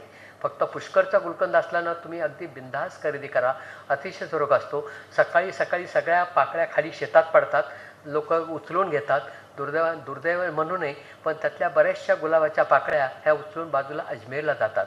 कारण आपण काय करतो की देवाला 1 फूल 2 फूल वाहतो, पण अजमेरला असं टोपली भरतात आणि टोपली तिथं हे करतात. हे सगळे सुवासिक गुलाब आहेत त्या ठिकाणी दिले गेलेले. ह्या ठिकाणी तुम्हाला काश्मीरमधला केशर दिसतोय, केशरची शेती दिसते ती ठिकाणी आणि केशराची फुलं गोळा केलेली दिसत आहेत त्या ठिकाणी. आणि खालच्या बाजूला तो दिसतोय तो ओरिजिनल की ज्याचे ते स्टाईल्स दिसत आहेत त्या ठिकाणी ते केलं. केशरामध्ये बरीच मोठ्या प्रमाणावर फसगत होते, तो एक वेगळा अभ्यासाचा विषय आहे तो. आणि पूर्वीचा केशर अतिशय सुगंधी होता. म्हणजे केशराचे असं म्हणायचे, म्हणजे आजी तरी म्हणायची की तो केशर आहे त्यातले 2-3 जरी टाकलं ते श्रीखंडाला अतिशय सुगंध यायचा, म्हणजे इतका होता. आता आपण ते डबी टाकलं ते रंग बदलतो पण वास नाहीच आहे त्या ठिकाणी. म्हणजे केशराला सुगंध राहिलाच नाही. कारण अगेन सेम क्लायमेट चेंज त्या ठिकाणी झाल्यामुळं कुठेतरी त्याचं गडबड झालेली, परागसिंचन बरोबर होत नाही. हे काश्मीरमध्ये पूर्वी ट्युलिप होते काश्मीरमधले, ते अतिशय सुगंधी होते कारण हिमालयात ते कंद होते आणि ते कंद नैसर्गिक पद्धतीनं लावले जायचे आणि ते उगवून बर्फाची त्याला बरोबर तेवढा डॉर्मन्सी पिरियड दिला की ते इसेन्स त्याच्यात तयार होऊन ते तयार होईल. आत्ताचे जे कंद आहेत त्याला गॅमा रेजचं म्हणजे रेडिएशन दिलं जातं जेणेकरून ते कंद टिकावेत आणि ते गॅमा रेजचं त्यात इंटरफेरन्स झाल्यामुळं ट्युलिपचा सुगंध सगळा निघून गेला. ते ट्युलिपला एकेकाळी खूप सुगंध होता पण सगळा सुगंध पूर्ण हे रासायनिक ट्रीटमेंट किंवा गॅमा रे रेडिएशनमुळे गेलेला आहे. कुठेतरी अजूनही म्हणतात की हा ट्युलिप हिमालयामध्ये अमक्या ठिकाणी आहे, तमक्या ठिकाणी आहे, असं ट्रेक करतात आणि खरंच असावा. इतक्या दुर्गम भागात कोणी जायची लोकांची तयारी नसते पण अजूनही सुगंधी ट्युलिप तुम्हाला त्या ठिकाणी दूर हिमालयात बघायला मिळतो. मध्यंतरी मी अँथोरियम बघितलं. अँथोरियमबद्दल काही वनस्पतीशास्त्राच्या विद्यार्थ्यांना माहिती आहे की अँथोरियम हे अतिशय म्हणजे आत्ताच्या अँथोरियमला कसलाच वास नाही आहे. म्हणजे असं हरितगृह भरून त्याच्यामुळे आहेत अँथोरियमचे. पण अँथोरियमचा वेळ लावणारा सुवास मी अरुणाचलमध्ये मेघालयात बघितला. परवा मेघालयात मी गेलो तर दुर्गम जंगलामध्ये गेलो मी त्या ठिकाणी आणि त्या ठिकाणी मला तो सुवास बघायला मिळाला. इतकं सुवास त्या अँथोरियमला होता, कारण ते नैसर्गिक अँथोरियम होतं. म्हणून त्या ठिकाणी गव्हर्मेंट सध्या अँथोरियमचे पॉलिहाऊसेस करायचा विचार करत आहे. त्यावेळेस मी त्यांना म्हटलं, त्या लोकांच्या मीटिंग झाली की प्लीज तुम्ही असं करू नका, कारण हा नैसर्गिक सुगंध पॉलिहाऊसमध्ये पूर्ण नष्ट होणार आहे. कारण पॉलिहाऊस हे फक्त आकार, उत्पादन आणि रंग ह्याच्यासाठीच आहेत. ते सुगंधाचा त्यांच्याशी काही देणं घेणं नाही. करू नका असं म्हटलेलं आहे. अर्थात ते पूर्वीचे लोकसभेचे सभापती पी ए संगमा आणि त्यांची मुलगी, ते एन्व्हायरमेंटल मिनिस्टर होते बघा, यांच्याबरोबर अगाथा, तर त्यांच्या आमंत्रणावर मी तिकडे गेलो होतो. आणि ती मला म्हणाली, अगाथा, की सर मी नक्की प्रयत्न करेल की अँथोरियमचं ह्या ठिकाणी पॉलिहाऊस होणार नाही. म्हणजे सुगंधी फुलाची कुठंतरी माझी जे जोड होती लहानपणाची, त्याला कुठंतरी मला काहीतरी दाद दिल्याचं समाधान या ठिकाणी मिळालं. हा ट्युलिप फेस्टिवल श्रीनगरला दरवर्षी होतो. ह्या ठिकाणी हा दिसतोय तुम्हाला, एक ट्युलिप दिसतात त्या ठिकाणी. आणि परत खालच्या स्लाईडमध्ये तुम्हाला वेगवेगळ्या प्रकारचे ट्युलिप आहेत आणि हायब्रिडायझेशन होतं. हे ठिकाणी सुद्धा ट्युलिप तुम्हाला दिसत आहेत. दोन ठिकाणी सुगंधी फुले नष्ट का झाली, आता हेच मला देशपांडे सरांच्या प्रश्नाला उत्तर द्यायचं, किंवा आपला हा विषय की हल्लीच्या फुलांना वास का येत नाही, कुठं गेला हा सुगंध. जर सुगंधी फुलाचं नष्ट होण्याचं मुख्य कारण म्हणजे जंगलतोड. पूर्वी जंगलामध्ये ही सुगंधी फुलं पुष्कळ असायचे, म्हणूनच जंगलामध्ये मधमाशा खूप असायच्या, कीटक खूप असायचे, मधाचे पोळी खूप असायचे, आदिवासी तिथला मध गोळा करायचे, कारण हे सगळा सुगंध होता. म्हणून मोठ्या प्रमाणात जंगलतोड झाली आणि वृक्षाखाली वाढणारी जी सुगंधी फुले आणि रानभाज्या होत्या त्या सगळ्या गेल्या. म्हणजे आदिवासी कुपोषणाला सुगंधी फूलसुद्धा तेवढंच जबाबदार आहे. म्हणजे असं म्हटलं तर अर्थ कोण आहे, कारण सुगंधी फूल जंगलतोड झाल्यामुळं सुगंधी फूल गेलं, सुगंधी फूल गेल्यामुळं मधमाशा गेल्या, रानभाज्या गेल्या, आणि मग सकाळी जवळपास मिळणारी कंदमुळं आणणारे आदिवासी आईवडील आता सकाळी जातात आणि संध्याकाळी रात्री 7 वाजता घरी परत येतात. तोपर्यंत त्यांचे 1 वर्षाचं मूल, 2 वर्षाचं मूल, 3 वर्षाचं मूल झोपडीमध्ये एकटं असतं आणि वाळलेली नाचणीची भाकरी खात बसतं. कुपोषण होणार नाही का सांगा मला. म्हणजे जोपर्यंत तुम्ही त्यांची जंगलं आणि सुगंध रिप्लेस करत नाही तोपर्यंत हे कुपोषण दूर होणं अतिशय कठीण गोष्ट आहे. हव्यास, आत्ताच आम्ही बोलताना देशपांडे सर आणि काळे सर बोलत होतो चाणक्याच्या कौटिल्यशास्त्राबद्दल. ते देशपांडे सर सांगत होते की इमारतीची उंची किती असायला पाहिजे, रस्त्याच्या रुंदी एवढी. म्हणजे रस्ता जर तुमचा 10 फूट 20 फूट रुंद असेल तर तेवढंच असावं उंची, तरच ती इमारत खाली पडली तर बाकीच्या इमारतीला काही होणार नाही, रस्त्यावर पडेल ते. आता आपण रस्ते लहान केलेत, उंची वाढवल्यात, म्हणजे मूळ इमारत खाली पडली तर इमारतीतल्या माणसापेक्षा आजूबाजूची माणसं जास्त मरतात. त्याला कारण हे असं, म्हणजे कौटिल्याने हे सांगितलेलं आहे. तेच सर मला सांगत होते की कौटिल्याने सांगितलं आहे त्यांच्या कौटिल्यशास्त्रामध्ये. कौटिल्य असं सुद्धा म्हणतात की फुले आवश्यक तेव्हा आणि मोजकीच तोडावी. केवढं सुरेख सांगितलेलं आहे त्यांनी. कारण फूल हे प्रजोत्पादनातील एक महत्त्वाचा घटक आहे. तोडू नका त्याला तुम्ही, असं आवश्यक तोडा, कारण तो कोणाचा तरी आहार आहे. तो मधमाशीचा, कीटकाचा, भुंग्याचा आहार आहे. कुणाला उपाशी मारू नका तुम्ही, असं तोडू नका त्याला. सुरंगीचं फूल का नष्ट झालं, आदिवासीला कळलंच नाही. नोकरदार एक LICमध्ये, बँकामध्ये आणि सचिवालयात काम करणारे असते, यांना सुरंगीचे फुलं, तर मी सर्वे केला त्या लोकांचा, सगळ्यात जास्त सुरंगीचे फुलं ठाण्यावर बसणाऱ्या बायका इकडे घेऊन यायच्या मुंबईमध्ये. म्हणजे एक एक वेळेस एका बाईला 50 रुपयाचा हार घेताना बघितलं मी. म्हटलं, ती म्हणे अहो पूर्वी 2 रुपयाला मिळायचा, 4 रुपयाला मिळाला, कशाला एवढा 8 तास पाहिजे, सुरंगीत कशाला पाहिजे. त्याच्यामुळं सुरंगीचा जास्त ऱ्हास झाला. हव्यास, पैसे मिळत आहेत ना, घ्या म्हणून सुरंगीला फुलंच येणं बंद झालं. हवा, कारण सेन्स आहे त्या झाडाला सुद्धा. ते झाड म्हणत असेल मला प्रजोत्पादन होण्यासाठी फूल शिल्लक राहत नाही ना, मग मी फुलच नको तयार करायचं. सुरंगीची झाडं आहे, आजही सुरंगीची झाडं तुम्हाला दिसतात, फुलंच येत नाहीत. मग मी तेच तुम्हाला म्हणतो की 6 सेन्स इज देअर. त्याला माहिती आहे की आपलं काही खरं नाही. म्हणजे हे लोक कळी आली की तोडून येत आहेत, मग नकोच, फुलंच नको तयार करायचं. हवा प्रदूषण बघा, कार्बन, मिथेन आणि अमोनिया, आपण प्रत्येकजण जबाबदार आहेत. आपण घरात गृहिणी काम करते किचनमध्ये, कितीतरी मिथेन तयार करते ती, कितीतरी अमोनिया, कितीतरी कार्बन डायऑक्साईड, आणि ह्याचं हवेत वाढणारं प्रमाण, त्याच्यामुळं अनेक कीटकाची, भ्रमराची उडण्याची शक्यता कमी झालेली आहे. आपल्याला दादरे चढताना धाप लागते वयाच्या, म्हणजे वृद्ध लोकांचं आमच्यासारखं चढून द्या, पण 20-25 वर्षाची 30 वर्षाची मुलंसुद्धा इतक्या स्पीडीली चढू शकत नाही दादरे. ते नेहमीच्या पद्धतीनं चढतात, कारण हवेमध्ये असलेलं प्रदूषण, इतकं स्वच्छ हवा त्यांना मिळत नाही आहे. सुगंधी फुले गंधकोश उघडून बसलेली आहेत या फुलाच्या गंधकोशी, परंतु कीटकच नसेल तर ती गळून पडणार, कारण त्यांचं लाईफच 24 तासात असतं, ठीक आहे नाही. गंध निर्मितीसाठी प्रचंड ऊर्जा लागते, कारण सेकंडरी मेटाबॉलाईट आहे ते, आणि त्याच्यासाठी अगोदर शुगर तयार व्हायला पाहिजे, कार्बोहायड्रेट तयार व्हायला पाहिजे, साखर तयार व्हायला पाहिजे आणि साखरेपासून मग सुगंध तयार होतो. जर एवढी ऊर्जा लागते त्याला आणि तयार केलेला गंध स्वीकारायला जर कीटकच नसेल तर मग सुगंधी फूल म्हणेल की मी सुगंध कशाला तयार करू, कीटकच नाही तर मग माझी ऊर्जा मी वाया नाही घालवणार ना. म्हणून सुगंध कमी झाला असावा. बघा जे टायटल आहे ना त्याला उत्तर दिलं आहे की कशामुळे कमी झाला सुगंध, कारण ऊर्जे आहे त्याच्यातून ऊर्जेच आहे ते स्थान आहे. जर ऊर्जा प्रचंड खर्च करावी लागते आणि ते ऊर्जेचा जो उपयोग होत नसेल तर मग कशाला करायचा, ही सुद्धा एक शक्यता त्यात नाकारता येत नाही. पूर्वी रातणीचा सुवास सगळीकडे पसरायचा, आता प्रदूषणामुळं रातणीचा सुवास जाणवतच नाही. आपण उगीच कारण देतो रातणींच्या जवळ नको जायचो, तिथं साप येतो नामकं, असं काही नाही आहे खरं म्हणत, नथिंग लाईक दॅट. पण रातणीला मुळात सुवासच कमी झालेला येतच नाही आहे. एकेकाळी परसदारी विविध सुगंधी फुलांच्या सहवासात उमलणारी आमची पहाट, परसदारी उमलणारी आमची पहाट आता सकाळी 7-8 वाजता कुठेतरी बाल्कनीत येऊन थांबते चहाचा गोट घेत बघ काय आहे. आणि मग आपण म्हणतो की घाल घाल पिंगा वाऱ्या माझ्या परसात, माहेरी जा सुवासाची कर बरसात. कुठं राहिलं आहे तर म्हणजे ह्या ठिकाणी दाखवलेली खाचं छायाचित्र होत आहे की परस राहिला नाही आणि परस असलं तर तिथं फक्त लॉन आहे आणि काहीतरी वसुंडा वगैरे काहीतरी आपलं ते लावलेली झाडं असतात. म्हणजे त्या ठिकाणी सुगंधी फुलं कुठे दिसतच नाही. हे माहेरवासणीचं गाणं आहे म्हटलेलं, हे निकुंजांचं गीत आहे, सुमन कल्याणपूरने गायलेलं आहे, अतिशय सुरेख आहे की माझ्या परसातला सुगंध माझ्या माहेरात तिकडं घेऊन जा जवळपासच्या. म्हणजे सुगंध असा मैली पसरत असे. पूर्वीच्या काळी असे गावागावातून रिलेशन असायचे ना, 5 मैलावरची मुलगी ह्या गावातला मुलगा आणि अख्खा सुगंध तो पसरायचा. पण आता परसदारही राहिलं नाही आणि सुगंधही राहिलेला नाही आहे. व्हर्जिनिया विद्यापीठात जायची मला संधी मिळाली होती, पण मला त्या शास्त्रज्ञाला भेटता नाही आलं. पण व्हर्जिनिया विद्यापीठातल्या शास्त्रज्ञांनी प्रदूषण आणि फुलांचा सुवास यावर भरपूर काम केलेलं आहे आणि त्यांनी गुलाबाच्या नाहीशा झालेल्या सुगंधावर जास्त काम केलेलं आहे.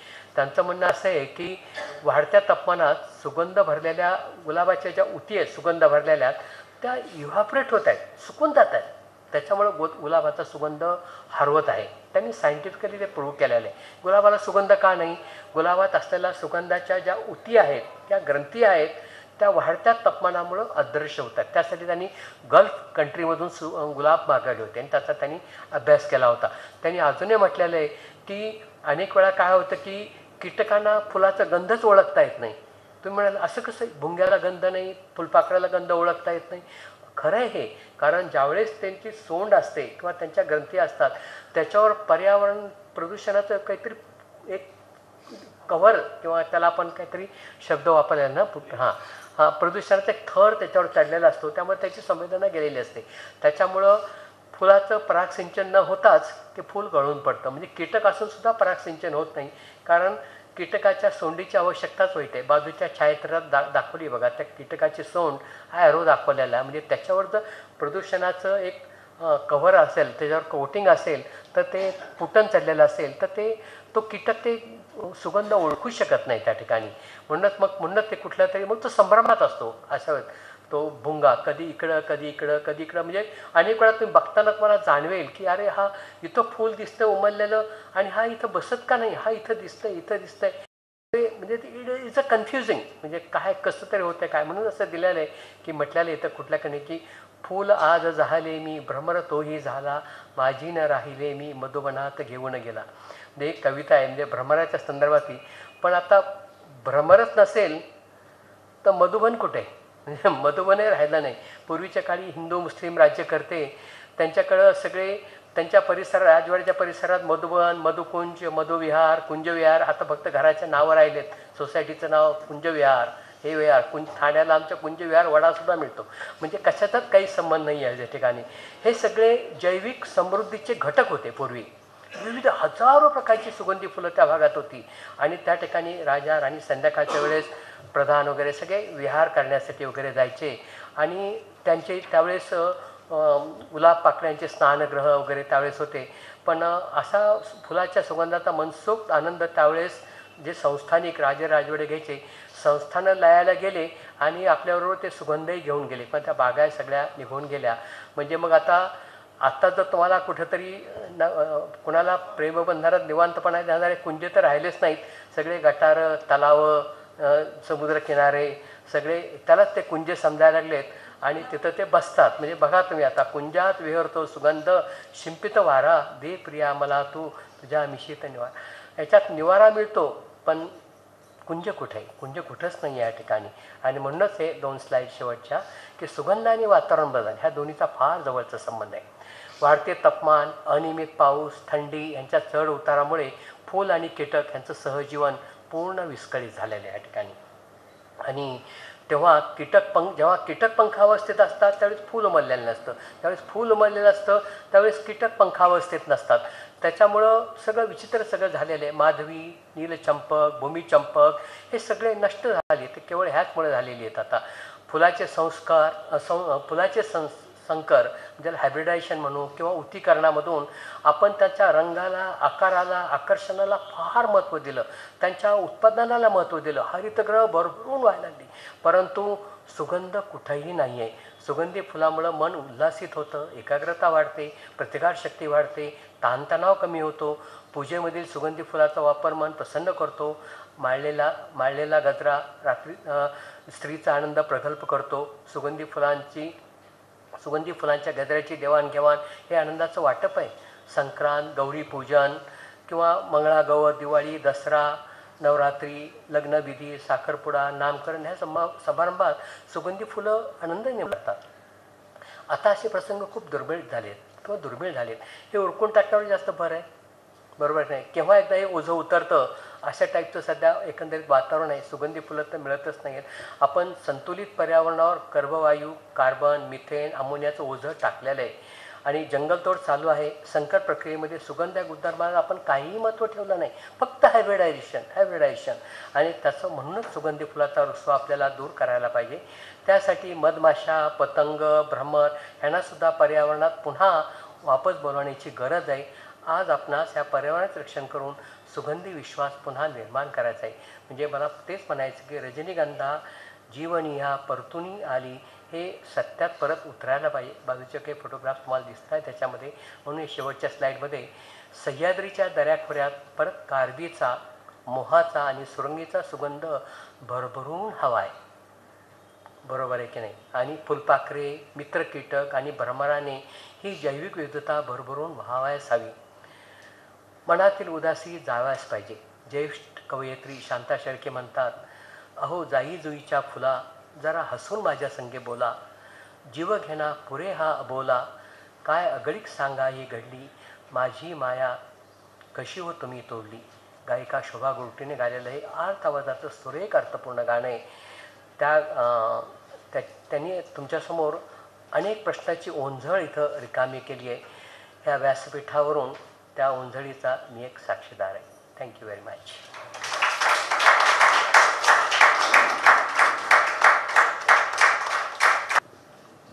फुलामध्ये आपण सांगितलं की जो सेकंडरी मेटाबॉलिझम आहे त्याच्यातून सुगंध निर्माण होतो. तर आता आपण जे काही जीन्सचं जेनेटिक सायन्स जे काही वाढलं आहे तर त्याच्यामध्ये आपण जर का रंग आणि एकूण उत्पादन वाढवू शकतो तर आपण हा सेकंडरी मेटाबॉलिझम आहे हा वाढवू शकत नाही का? खरं तशा टाईपचे प्रयत्न आत्ता व्हर्जिनियामध्ये चालू आहेत त्यांचे, की असं काही जीन इनकॉर्पोरेट करता येतो का, तर प्रयत्न त्यांचे चालू आहेत त्या गोष्टीवर.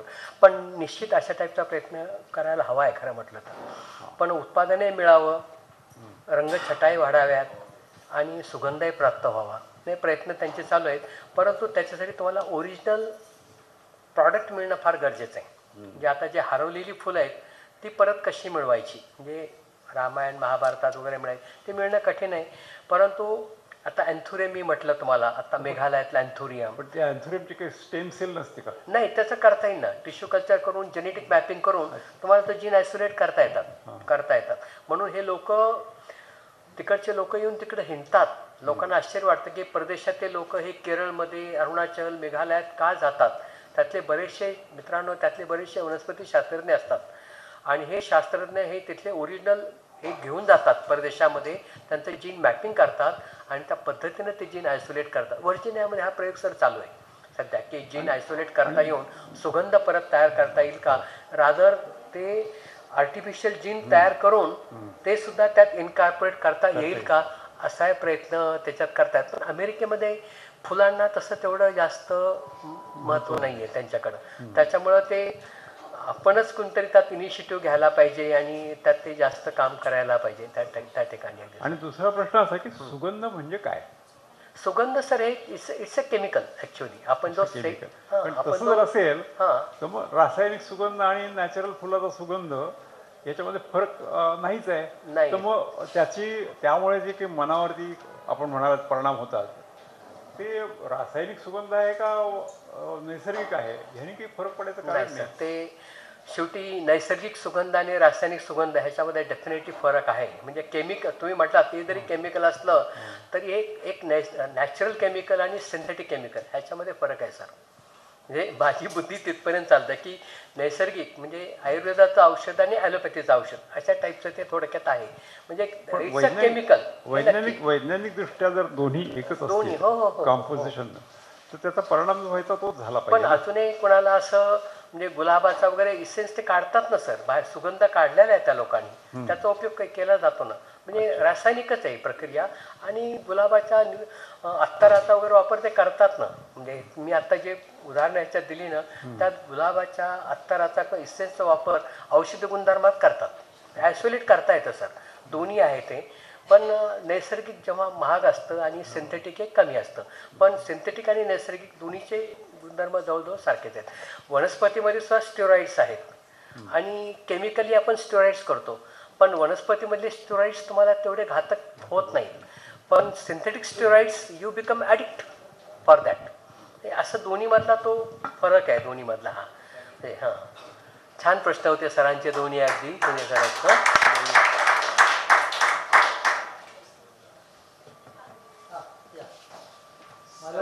मला वाटतं नैसर्गिक सुगंधामध्ये जो ताजेपणा जाणवतो हो तो फरक आहे. ताजेपणाची वैज्ञानिक व्याख्या लागेल. नाही ते आपल्याला ज्ञानेंद्रियाला समजतं. भावना म्हणून समजू शकतो. विज्ञान म्हणून काय सर, यशवंतराव चव्हाण प्रतिष्ठानचा वसुंधरा नावाचा एक पर्यावरणाचा विभाग आहे. हो तर त्याच्यामध्ये आम्ही क्लायमेट चेंज या विषयाला प्राधान्याने त्याला घेऊन आम्ही काही काम करतो आहोत. त्याच्यामध्ये औषधी वनस्पतींना जास्तीत जास्त प्रमोट करावं जे क्लायमेट चेंजला उत्तर असेल असं आम्हाला वाटतं. आणि त्या पद्धतीने आम्ही शाळांमध्ये, महाविद्यालयामध्ये, गावांमध्ये आम्ही त्याचं प्रमोशन करतो आणि त्या पद्धतीचं प्लांटेशन पण करत आहोत. आज तुम्ही सर एक नवीन डायमेन्शन दिलेलं आहे क्लायमेट चेंजला आणि ते सुगंधी वनस्पतींच्या लागवडींचं दिलेलं आहे. तर मी अशा पद्धतीच्या प्लांटेशनला याच्या पुढे जास्त प्रमोट करेन या विभागातर्फे असं मला या ठिकाणी जाहीर करावं असं वाटतं. याच्यामध्ये एक छोटासा प्रयोग असाही करता येईल की म्हणजे मी तो प्रयोग केलेला आहे. पण मला तो मी असा छोटा प्रयोग म्हणून केला. पण मला ना आता तुम्ही लोकांनी पुढे यायला पाहिजे. याच्यामध्ये मी काय केलं होतं की हे सध्याचे संकरित गुलाब आहे ते गुलाब मी लावले आणि त्याला मी प्युअर ऑर्गॅनिक खत दिलं. प्युअर ऑर्गॅनिक खत दिलं त्याला. आणि मला जाणवायला लागलं की यार ह्याच्यामध्ये कुठेतरी सुगंध निर्माण होतोय, कुठेतरी सुगंध निर्माण होतोय. एक वर्षासाठीच केला सर असा. आणि मला जाणवलं की सुगंध होतोय. म्हणजे मी एकट्याने बघितलं, 10-12 लोकांना मी ते टेस्ट करायला लावलं. म्हटलं तुम्ही काही फरक जाणवतं का एवढं मला सांगा. मी त्यांना सांगितलं नाही की हा माझ्या कुंडीतला ऑर्गॅनिक शेतीवरचा ह्याचा गुलाब आहे हा ना असा आहे. ते म्हणजे नाही ह्याला जरा सुवास जाणवतोय. म्हणजे आणि सगळ्या लोकांनी म्हणजे स्टॅटिस्टिकली एकदम परफेक्ट एक्सपेरिमेंट झाला तो. पण हा जरा जास्त वाढवला तर नक्की होऊ शकेल. म्हणजे ऑर्गॅनिक पद्धतीनं शेती करून जर त्याच्यात गुलाबाचं तुम्ही जर कल्टिवेशन केलं तर तुम्हाला सुगंधी गुलाब नक्की मिळू शकतील. कारण इट्स अ जेनेटिक प्रोसेस. सुगंध निर्माण करणारा हा एक जीन आहे. आणि who knows because of that organic farming that gene may get activate. आणि ॲक्टिवेट जर झाला तर सुगंध नक्की तयार होऊ शकतो. जरूर प्रयत्न करा तुम्ही हा सुद्धा. म्हणजे हा चांगला प्रयोग होऊ शकेल अगदी सर. म्हणजे यशवंतराव चव्हाण प्रतिष्ठानच्या माध्यमातून जर कुठं हा प्रयोग करता आला तर तुम्ही बघा पुष्करमध्ये कुठेही सगळं गाईचं म्हशीचं शेण त्या गुलाब शेतीला वापरलं जातं. कुठेही रासायनिक खत त्या ठिकाणी आणलं जात नाही ते त्या ठिकाणी. तशा पद्धतीचा प्रयोग केला तर जास्त बरं केलं. सोनचाफ्यावर केलेला एक प्रयोग होता. मी बघितलं की सोनचाफ्याला सगळीकडे खाली खालीच फळं लागतात आणि वरची फुलं सगळे गळून खाली पडतात. काय कारण असेल त्याचा मी विचार करत होतो. नंतर माझ्या लक्षात आलं की पॉलिनेशन करणारे जे इन्सेक्ट आहेत ते हवा प्रदूषणामुळे एवढं उंचीपर्यंत जातच नाही. पूर्वी मी वरसुद्धा फळं बघितली होती, पण आता वरची फुलं गळून पडतात. म्हणजे त्या कीटकामध्ये तेवढी शक्ती नाही एवढा उंच उडायची, किंवा वर उंच उडणारे कीटकच राहिले नाहीत. एवढा बारीक अभ्यास तुम्हाला सुगंधामध्ये करणं गरजेचं आहे. हां, त्याच्यामध्ये एक विचारायचं होतं की हा विषय संपूर्णतः नवीनच हो कळतोय. हो. तर भारतामध्ये आणि जगामध्ये व्हर्जिनिया युनिव्हर्सिटी सोडून या विषयावर कुठे काय काम चालू आहे? आता तुम्ही व्हर्जिनिया हां, व्हर्जिनिया. हां हां हां हां. भारत आणि बाकी संबंध हे विश्वामध्ये कुठे काम संशोधन चालू आहे? भारताच्या बाहेर तर मला नाही वाटत कुठं काम चालू आहे. मी आत्ता तुम्हाला म्हटलं ना की काही थोडंसं म्हणजे गल्फ कंट्रीच्या युनिव्हर्सिटीमध्ये वगैरे थोडंसं काम चालण्याची शक्यता आहे. भारतामध्ये लखनौ युनिव्हर्सिटीमध्ये किंवा बोटॅनिकल रिसर्च इन्स्टिट्यूटमध्ये काम चालू आहे ह्याच्यावर. इंडियन फॉरेस्ट रिसर्च इन्स्टिट्यूटवरही फुलाच्या सुगंधावर थोडे कामं करत आहेत. परदेशामध्ये फुलांना एवढं महत्त्व नाही आहे. त्याच्यामुळे बहुतेक व्हर्जिनिया युनिव्हर्सिटीतल्या शास्त्रज्ञांनी सुद्धा गल्फमध्ये फुलं आणली होती आणि त्याच्यावर त्यांनी अभ्यास केला होता. पण माझ्या ऐकण्यामध्ये परदेशी विद्यापीठामध्ये फुलाच्या सुगंधावर असं काही काम नसावं. तुम्हाला माहीत असेल तर मला सांगा, जरूर मला आवडेल. तुम्ही या विषयावर संशोधन केले नाही? मी असे छोटे छोटे प्रयोग केले विद्यार्थ्यांना. काय आत्ता मी म्हटलं ना, सोनचाफ्याचा प्रयोग किंवा गुलाबाचा प्रयोग, असे छोटे छोटे आहेत. मला फक्त ते सायंटिफिकली प्रूव्ह करायचं होतं की हे काय आहे सगळं असं. म्हणजे असं, कारण हा प्रयोग इतकं सोपं नाही. ही जेनेटिक प्रोसेस आहे सगळी. जेनेटिक पॅकिंग, जीन, हे सगळं बरंच आहे ह्याच्यामध्ये. असं ते सदरलँडसारखा एखादा नोबेल प्राईज विनरच करू शकतो तशा टाईपचं काम करायचं असेल तर. फार अवघड आहे. त्यांनी मेमरी प्रोटीन्सवर काम केलं आणि मेमरी प्रोटीन्सचे जेनेटिक कोड सेपरेट करून हे केले. म्हणजे नोबेल प्राईज मिळवायला तुम्हाला फार कष्ट घ्यावे लागतात. इतकं सोपं नाही आहे ते. आणि त्यात त्यांनी ते सुगंधाचा जीन घाणेरीमधला आयसोलेट केला होता. तो जीन त्यांनी केला होता. पण एक आहे की ऑर्गॅनिक फार्मिंग आणि सुगंध ह्याचा दोन्हीचा फार जवळचा संबंध आहे. तुम्ही घाणेरीचं झाड लावा तर इथं तुमच्या परिसरात असेल तर, आणि त्याला युरिया, सुपर फॉस्फेट वगैरे घाला. तुम्ही बघा, तुम्ही त्याचा सुगंध हळूहळू कमी होऊन जातो. जरूर करा. मुलांनी असे प्रयोग करायला पाहिजे. आणि तुम्ही ऑर्गॅनिक कुंपणात, घाणेरीला कोणी रासायनिक खतं देत नाही ना, ते कुंपणावर वाढते ना, म्हणून सुगंध जास्त आहे. पण तुम्ही तिथं सुगंध घालवायचा प्रयत्न करा, होऊ शकतो. चांगल्या प्रकारचं दुधाचं पाणी जर तुळशीला घातलं तर तिचा पाण्याचा सुगंध कमी होतो. पण तुम्ही जर त्याला पाणी वगैरे काही घातले नाही, ऑर्गॅनिक सॉइल दिली तर तुळशीला गमगमाट येतो. म्हणजे जीन ॲक्टिव्हेशनमध्ये ऑर्गॅनिक फार्मिंग ते it plays a humic acid plays a significant role. ह्याच्यावर आता संशोधन होणं गरजेचं आहे. तेच त्या पद्धतीने. अजून एक प्रश्न कोणाचा विचारायचा काही तर? हां,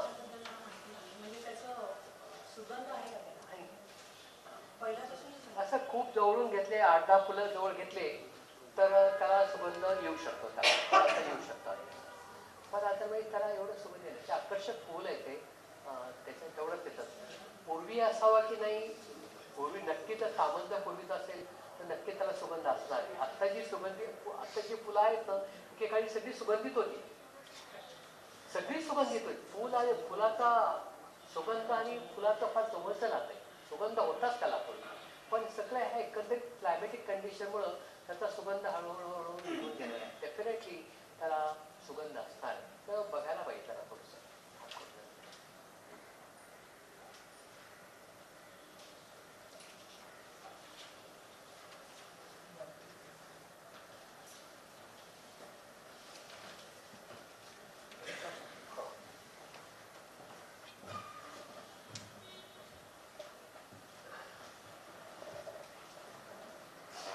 काय दत्ताभाऊ समारोप करताय तुम्ही? तुम्हाला मर्ढेकर आठवले ते मगाशी? मर्ढेकरांनी कवितेमध्ये म्हटलेलं आहे, अजूनही वास येतो फुलांना. म्हणजे हे रेटॉरिक पद्धतीने त्यांनी म्हटलंय का 50 वर्षापूर्वी? त्यांच्या घराणेंद्रियांना तो वास कमी होतो हे जाणवलं असणार. सीतेला कळलं पण रामाला कळलं नाही.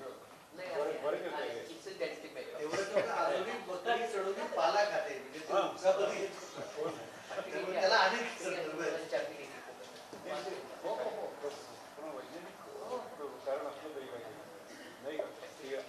नाही सर, समारोप करण्याच्या पूर्वी आता प्रश्न आता विचारण्याची वेळ संपलेली आहे. आता मी बोलतो या प्रदूषणाची शहराच्या खूप वेळा चर्चा झाली आहे. तुम्ही तर काय आता ठाण्याच्या बाहेर जाण्याच्या बाहेर मी आत्ताच भूषणबाईसोबत होता. पार्ल्यातला आमचा एक मित्र अजित जोशी नावाचा त्याच्याकडे गेलो आहे काही कामासाठी आणि उतरलो. आता पार्ल्यामध्ये किती गर्दी आणि काय झालं आणि वेळ बरीच झालेली होती आमची बैठक संपायला आणि उमराचं झाड त्याच्या दरवाज्यामध्ये आणि तो उमराला इतकी उमरं लागलेली होती मी याला तीच दाखवतो आणि ते खाली पडून साहजिकच जाणार येणाऱ्याने तुडवलेली होती आणि त्याच्यामुळे अतिशय त्याचा गंध पसरलेला होता त्या सगळ्या वातावरणामध्ये. आता असंच आपल्याकडे मुंबईमध्ये सगळ्यात जास्त प्रदूषण चेंबूरमध्ये असं आपण म्हणतो. चेंबूरमध्ये टाटा इन्स्टिट्यूट आहे, तिथे आम्हाला नेहमी जाणवतो. पण तिथल्या आंब्यांना सुद्धा मी खूप आंबे लागलेले पाहतो. तिथल्या मुलांना सुद्धा खूप फुलले. म्हणजे मी विचार करतो का परागीकरण म्हणजे फुलपाखरच दिसत नाही, हे परागीकरण झालं कसं असेल कुठे, पण ते आहे म्हणजे ते दिसतंय. तर म्हणजे मला खरंच प्रश्न आहेत. म्हणजे मला तुमचं व्याख्यान ऐकताना सारखं जाणवत होतं म्हणजे तुमच्यातला एका बाजूला एक वैज्ञानिक, त्याच्या बाजूला एक साहित्यप्रेमी आणि एका बाजूला त्या सगळ्या जुन्या याने व्याकुळ होणारा माणूस, असं सगळ्याचं ते आम्ही अनुभव ते पोहोचले आमच्यापर्यंत. पण विज्ञान म्हणून जर याच्याकडे पाहायला लागलो आपण तर ह्या सगळ्याची उत्तरं ती मिळत नाहीत. कारण हे सगळं मग काय म्हणजे चेंबूर आणि पार्ल्यामध्ये सुद्धा जर इतकी फळं लागत असतील झाडाला तर मग खरंच ते काही अजून काही वेगळं काही घडतंय का, किंवा अजून विज्ञानाचे सर म्हणाले तसं की जर तुम्हाला इतके विविध रंग आणता येत आहेत जेनेटिक मॅपिंग करून आणि सगळं करून तर मग गंध आणण्यामध्ये अडचण काय की सगळं असे प्रश्न आहेत. आणि मला असं वाटतं ना की बहुतेक रेजिस्टंट जास्त आहेत त्याच्यामध्ये. स्पेसिफिकली त्या स्पेसिफिक टाईपच्या ज्या फ्लाईज तुम्हाला ह्याच्यात आढळतात उमरामध्ये किंवा हे परागीकरण करणारे काही इन्सेक्ट आहेत ना, ते प्रदूषणाला ॲडप्ट झालेले आहेत. आता ॲडप्ट झालेले ते त्याच्यावर आता मॉस्किटो बघता तुम्ही किती हिट मारान काही व्हा चावायचे ते चावतात ऑलरेडी रेजिस्टंट. तो एक त्याच्यातला असावा. पण खरंच एंटॉमॉलॉजिस्ट लोकांनी याच्यावर अभ्यास करायला पाहिजे. आपण बघतो ना एकच टाईपचं ड्रग जर आपण घ्यायला लागलो तर बॅक्टेरिया रेजिस्टंट होतात त्याला. म्हणून हुशार डॉक्टर असतो तो नेहमी मल्टिपल ड्रग थेरपी वापरतो. त्याच्यामुळं म्हणजे हॅन्सन डिसीज किंवा लेप्रेसी हा जो कंट्रोलमध्ये आला आहे that is because of multiple drug therapy. एकच टाईपचं जर औषध दिलं असतं तर आज काय अवस्था वाईट झाली असती. त्याच्यामुळं बहुतेक हे सगळे रेजिस्टंट त्या पर्यावरणाला रेजिस्टंट झाले असतात. मला खूप असं वाटतं की इकडचे चेंबूरमधले काही पकडावेत पतंग किंवा फुलपाखरं आणि त्यांना तिकडं पार्ल्यामध्ये घेऊन जावं. बघता तिथं दोन्हीच्या प्रदूषणामध्ये फरक आहे ना, मग इकडचे घेऊन तिकडे सोडावे. काय होतं त्यांचं बघावं, टॅग करावं त्यांना बघावं.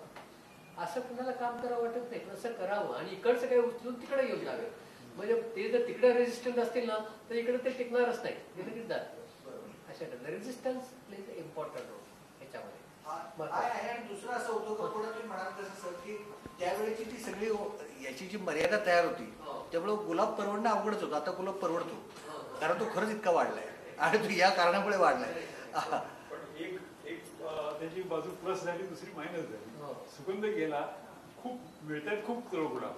त्यांनी सांगितलं ना बीजिंगमध्ये कोणी सकाळी वेळ उघडले की त्याला 10-12 गुलाब असतात त्याच्यासाठी. बरोबर. पण हे म्हणाले कसं वास नाही. आपल्याकडचं संशोधन म्हणजे आपण अजून बोसांचंच उदाहरण देऊ शकतो.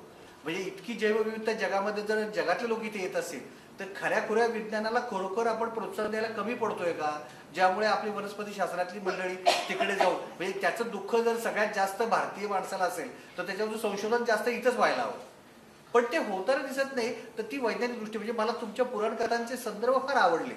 पण त्या पुराणकथामध्ये जर समजा आपण रमलो तर विज्ञानाकडे दुर्लक्ष होतंय की काय, जे यावेळच्या विज्ञान काँग्रेसमध्ये आपण पाहिलं की मग त्या सगळ्या जुन्या कथांचे वर्णन ऐकून आपल्याला गौरवास्पद वाटतं पण नवीन काहीच घडत नाही.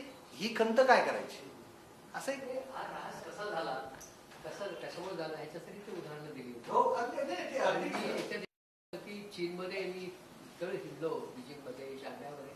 मला एक फुलपाखरू नाही, भोंगा नाही, भ्रमर नाही, काही नाही, पक्षी सुद्धा नाही, काहीच नाही. म्हणजे ते राहतील कशाला, त्यांना काही नाहीच ते राहणार, ते आपोआपही गेले असतील. असे तुम्ही म्हणताना मी असं म्हणत होतो तुमचं नाव आणि तेव्हा म्हटलं सर मराठवाड्याच्या त्या परिसरातले आणि तुम्ही अंबाजोगाईचा उल्लेख केला. आम्ही अंबाजोगाईला 3-4 वर्ष होतो, प्रशांत पण आला होता. सुदैवाने अंबाजोगाई अजून फार काय म्हणू तथाकथित प्रगती न झाल्यामुळे ते सगळं अजून आहे आणि त्या व्हॅलीमध्ये मुकुंदराजचे अजूनही मोर तिकडे फिरतात इकडून तिकडे ते आहे हॉर्नबिल पाहिल्याचं हा आहे तिकडे आहे. तेव्हा वाढतं जे औद्योगिकरण आहे ज्याचं उदाहरण चीन आहे त्या ठिकाणी आता भुंगे पतंग फुलपाखरं दिसत नाहीत आणि टेकाळे सर पर्यावरणवाद्यांना तुम्ही एक आव्हान दिले की चेंबूरमधलं हे तुम्ही तिकडं न्या काही कीटक पार्ल्यामध्ये अहो ते नद्या जोडू देत नाहीयेत त्याचं इकडचं पर्यावरण तिकडं न्या म्हणून सांगताय असो. परंतु ह्यामधून एक चॅलेंज हा एकूण रासायनिक जगताला मिळतोय तो असा की तुम्ही फुलांची वाढ मोठी केली फुलांचा सुगंध येणारं खत काहीतरी निर्माण करा परत एकदा. तर त्या दृष्टीने किंबहुना आपल्या सगळ्या ॲग्रिकल्चरल युनिव्हर्सिटीजमध्ये ह्या प्रकारच्या संशोधनाची गरज आहे की आता जे सातत्याने वातावरण बदलते. मुंबईमध्ये 4 दिवसापूर्वी जी थंडी होती 11:30-12 त्या एकदम 18पर्यंत आली. तर हे जे बदलतं पर्यावरण आहे ह्याला टिकणाऱ्या जाती आपल्याला निर्माण करायच्या. तांदूळ गहू ज्वारी बाजरी हे ह्या सगळ्या प्रकारच्या वातावरणाला तोंड देऊन सुद्धा खंबीरपणे माणूस जसा उभा राहतो परंतु माणसाच्या तुलनेत ह्या सगळ्या फार नाजूक संवेदनशील अशा गोष्टी आहेत. वनस्पती काय आणि वनस्पतीचा सुगंध अत्यंत संवेदनशील अशी ही गोष्ट आहे. तर ह्या संवेदनशील गोष्टी एका बाजूने रोबस्ट वाढ करत असतानाही टिकवायच्या हे चॅलेंजेस आहेत ह्या विज्ञानामधले. तर ते टिकवण्याच्या संदर्भामध्ये काही प्रोत्साहन आपल्याला काही चॅलेंजेस असे टेकाळे सरांनी दिलेले. टेकाळे सर आपलं जाहीर आभार मानतो. ह्या यशवंतराव चव्हाण प्रतिष्ठानतर्फे मराठी विज्ञान परिषदेतर्फे आणि सुगंध सगळ्यांना आवडता असलं तर देखील सुगंधातलं विज्ञान समजून घ्यायला थोडे कमी संख्येने लोक होते आज पण ते इतरांपर्यंत ही दरवळ पोहोचवतील असं आपण धरून चालूया. पुढच्या महिन्यामध्ये कॉस्मिक मिस्टरी असल्यामुळे मी काळे सरांकडे पाहतोय. त्या कॉस्मिक मिस्टरी ह्या विषयावरती प्रोफेसर थानू पद्मनाभन पुण्याच्या आयुकामधले शास्त्रज्ञ ज्यांनी 30 वर्षापूर्वी चॅलेंज दिला होता आणि तो चॅलेंज त्यांच्या बाजूने त्यांनी सिद्ध करून दाखवला असे थानू पद्मनाभन. अगदी 1 महिन्यापूर्वी आपण ही बातमी वाचली आणि ते पुढच्या महिन्यामध्ये 10 तारखेला आहे ना 8 फेब्रुवारी 10 फेब्रुवारीला त्यांचं व्याख्यान आहे.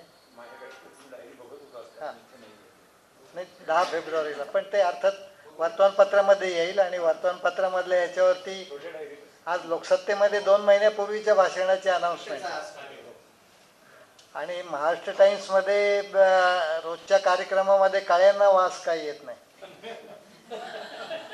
आणि 2 पानं झाल्यानंतर त्या कळ्या उमरल्या तिथं फुलांना वास काही येत नाही.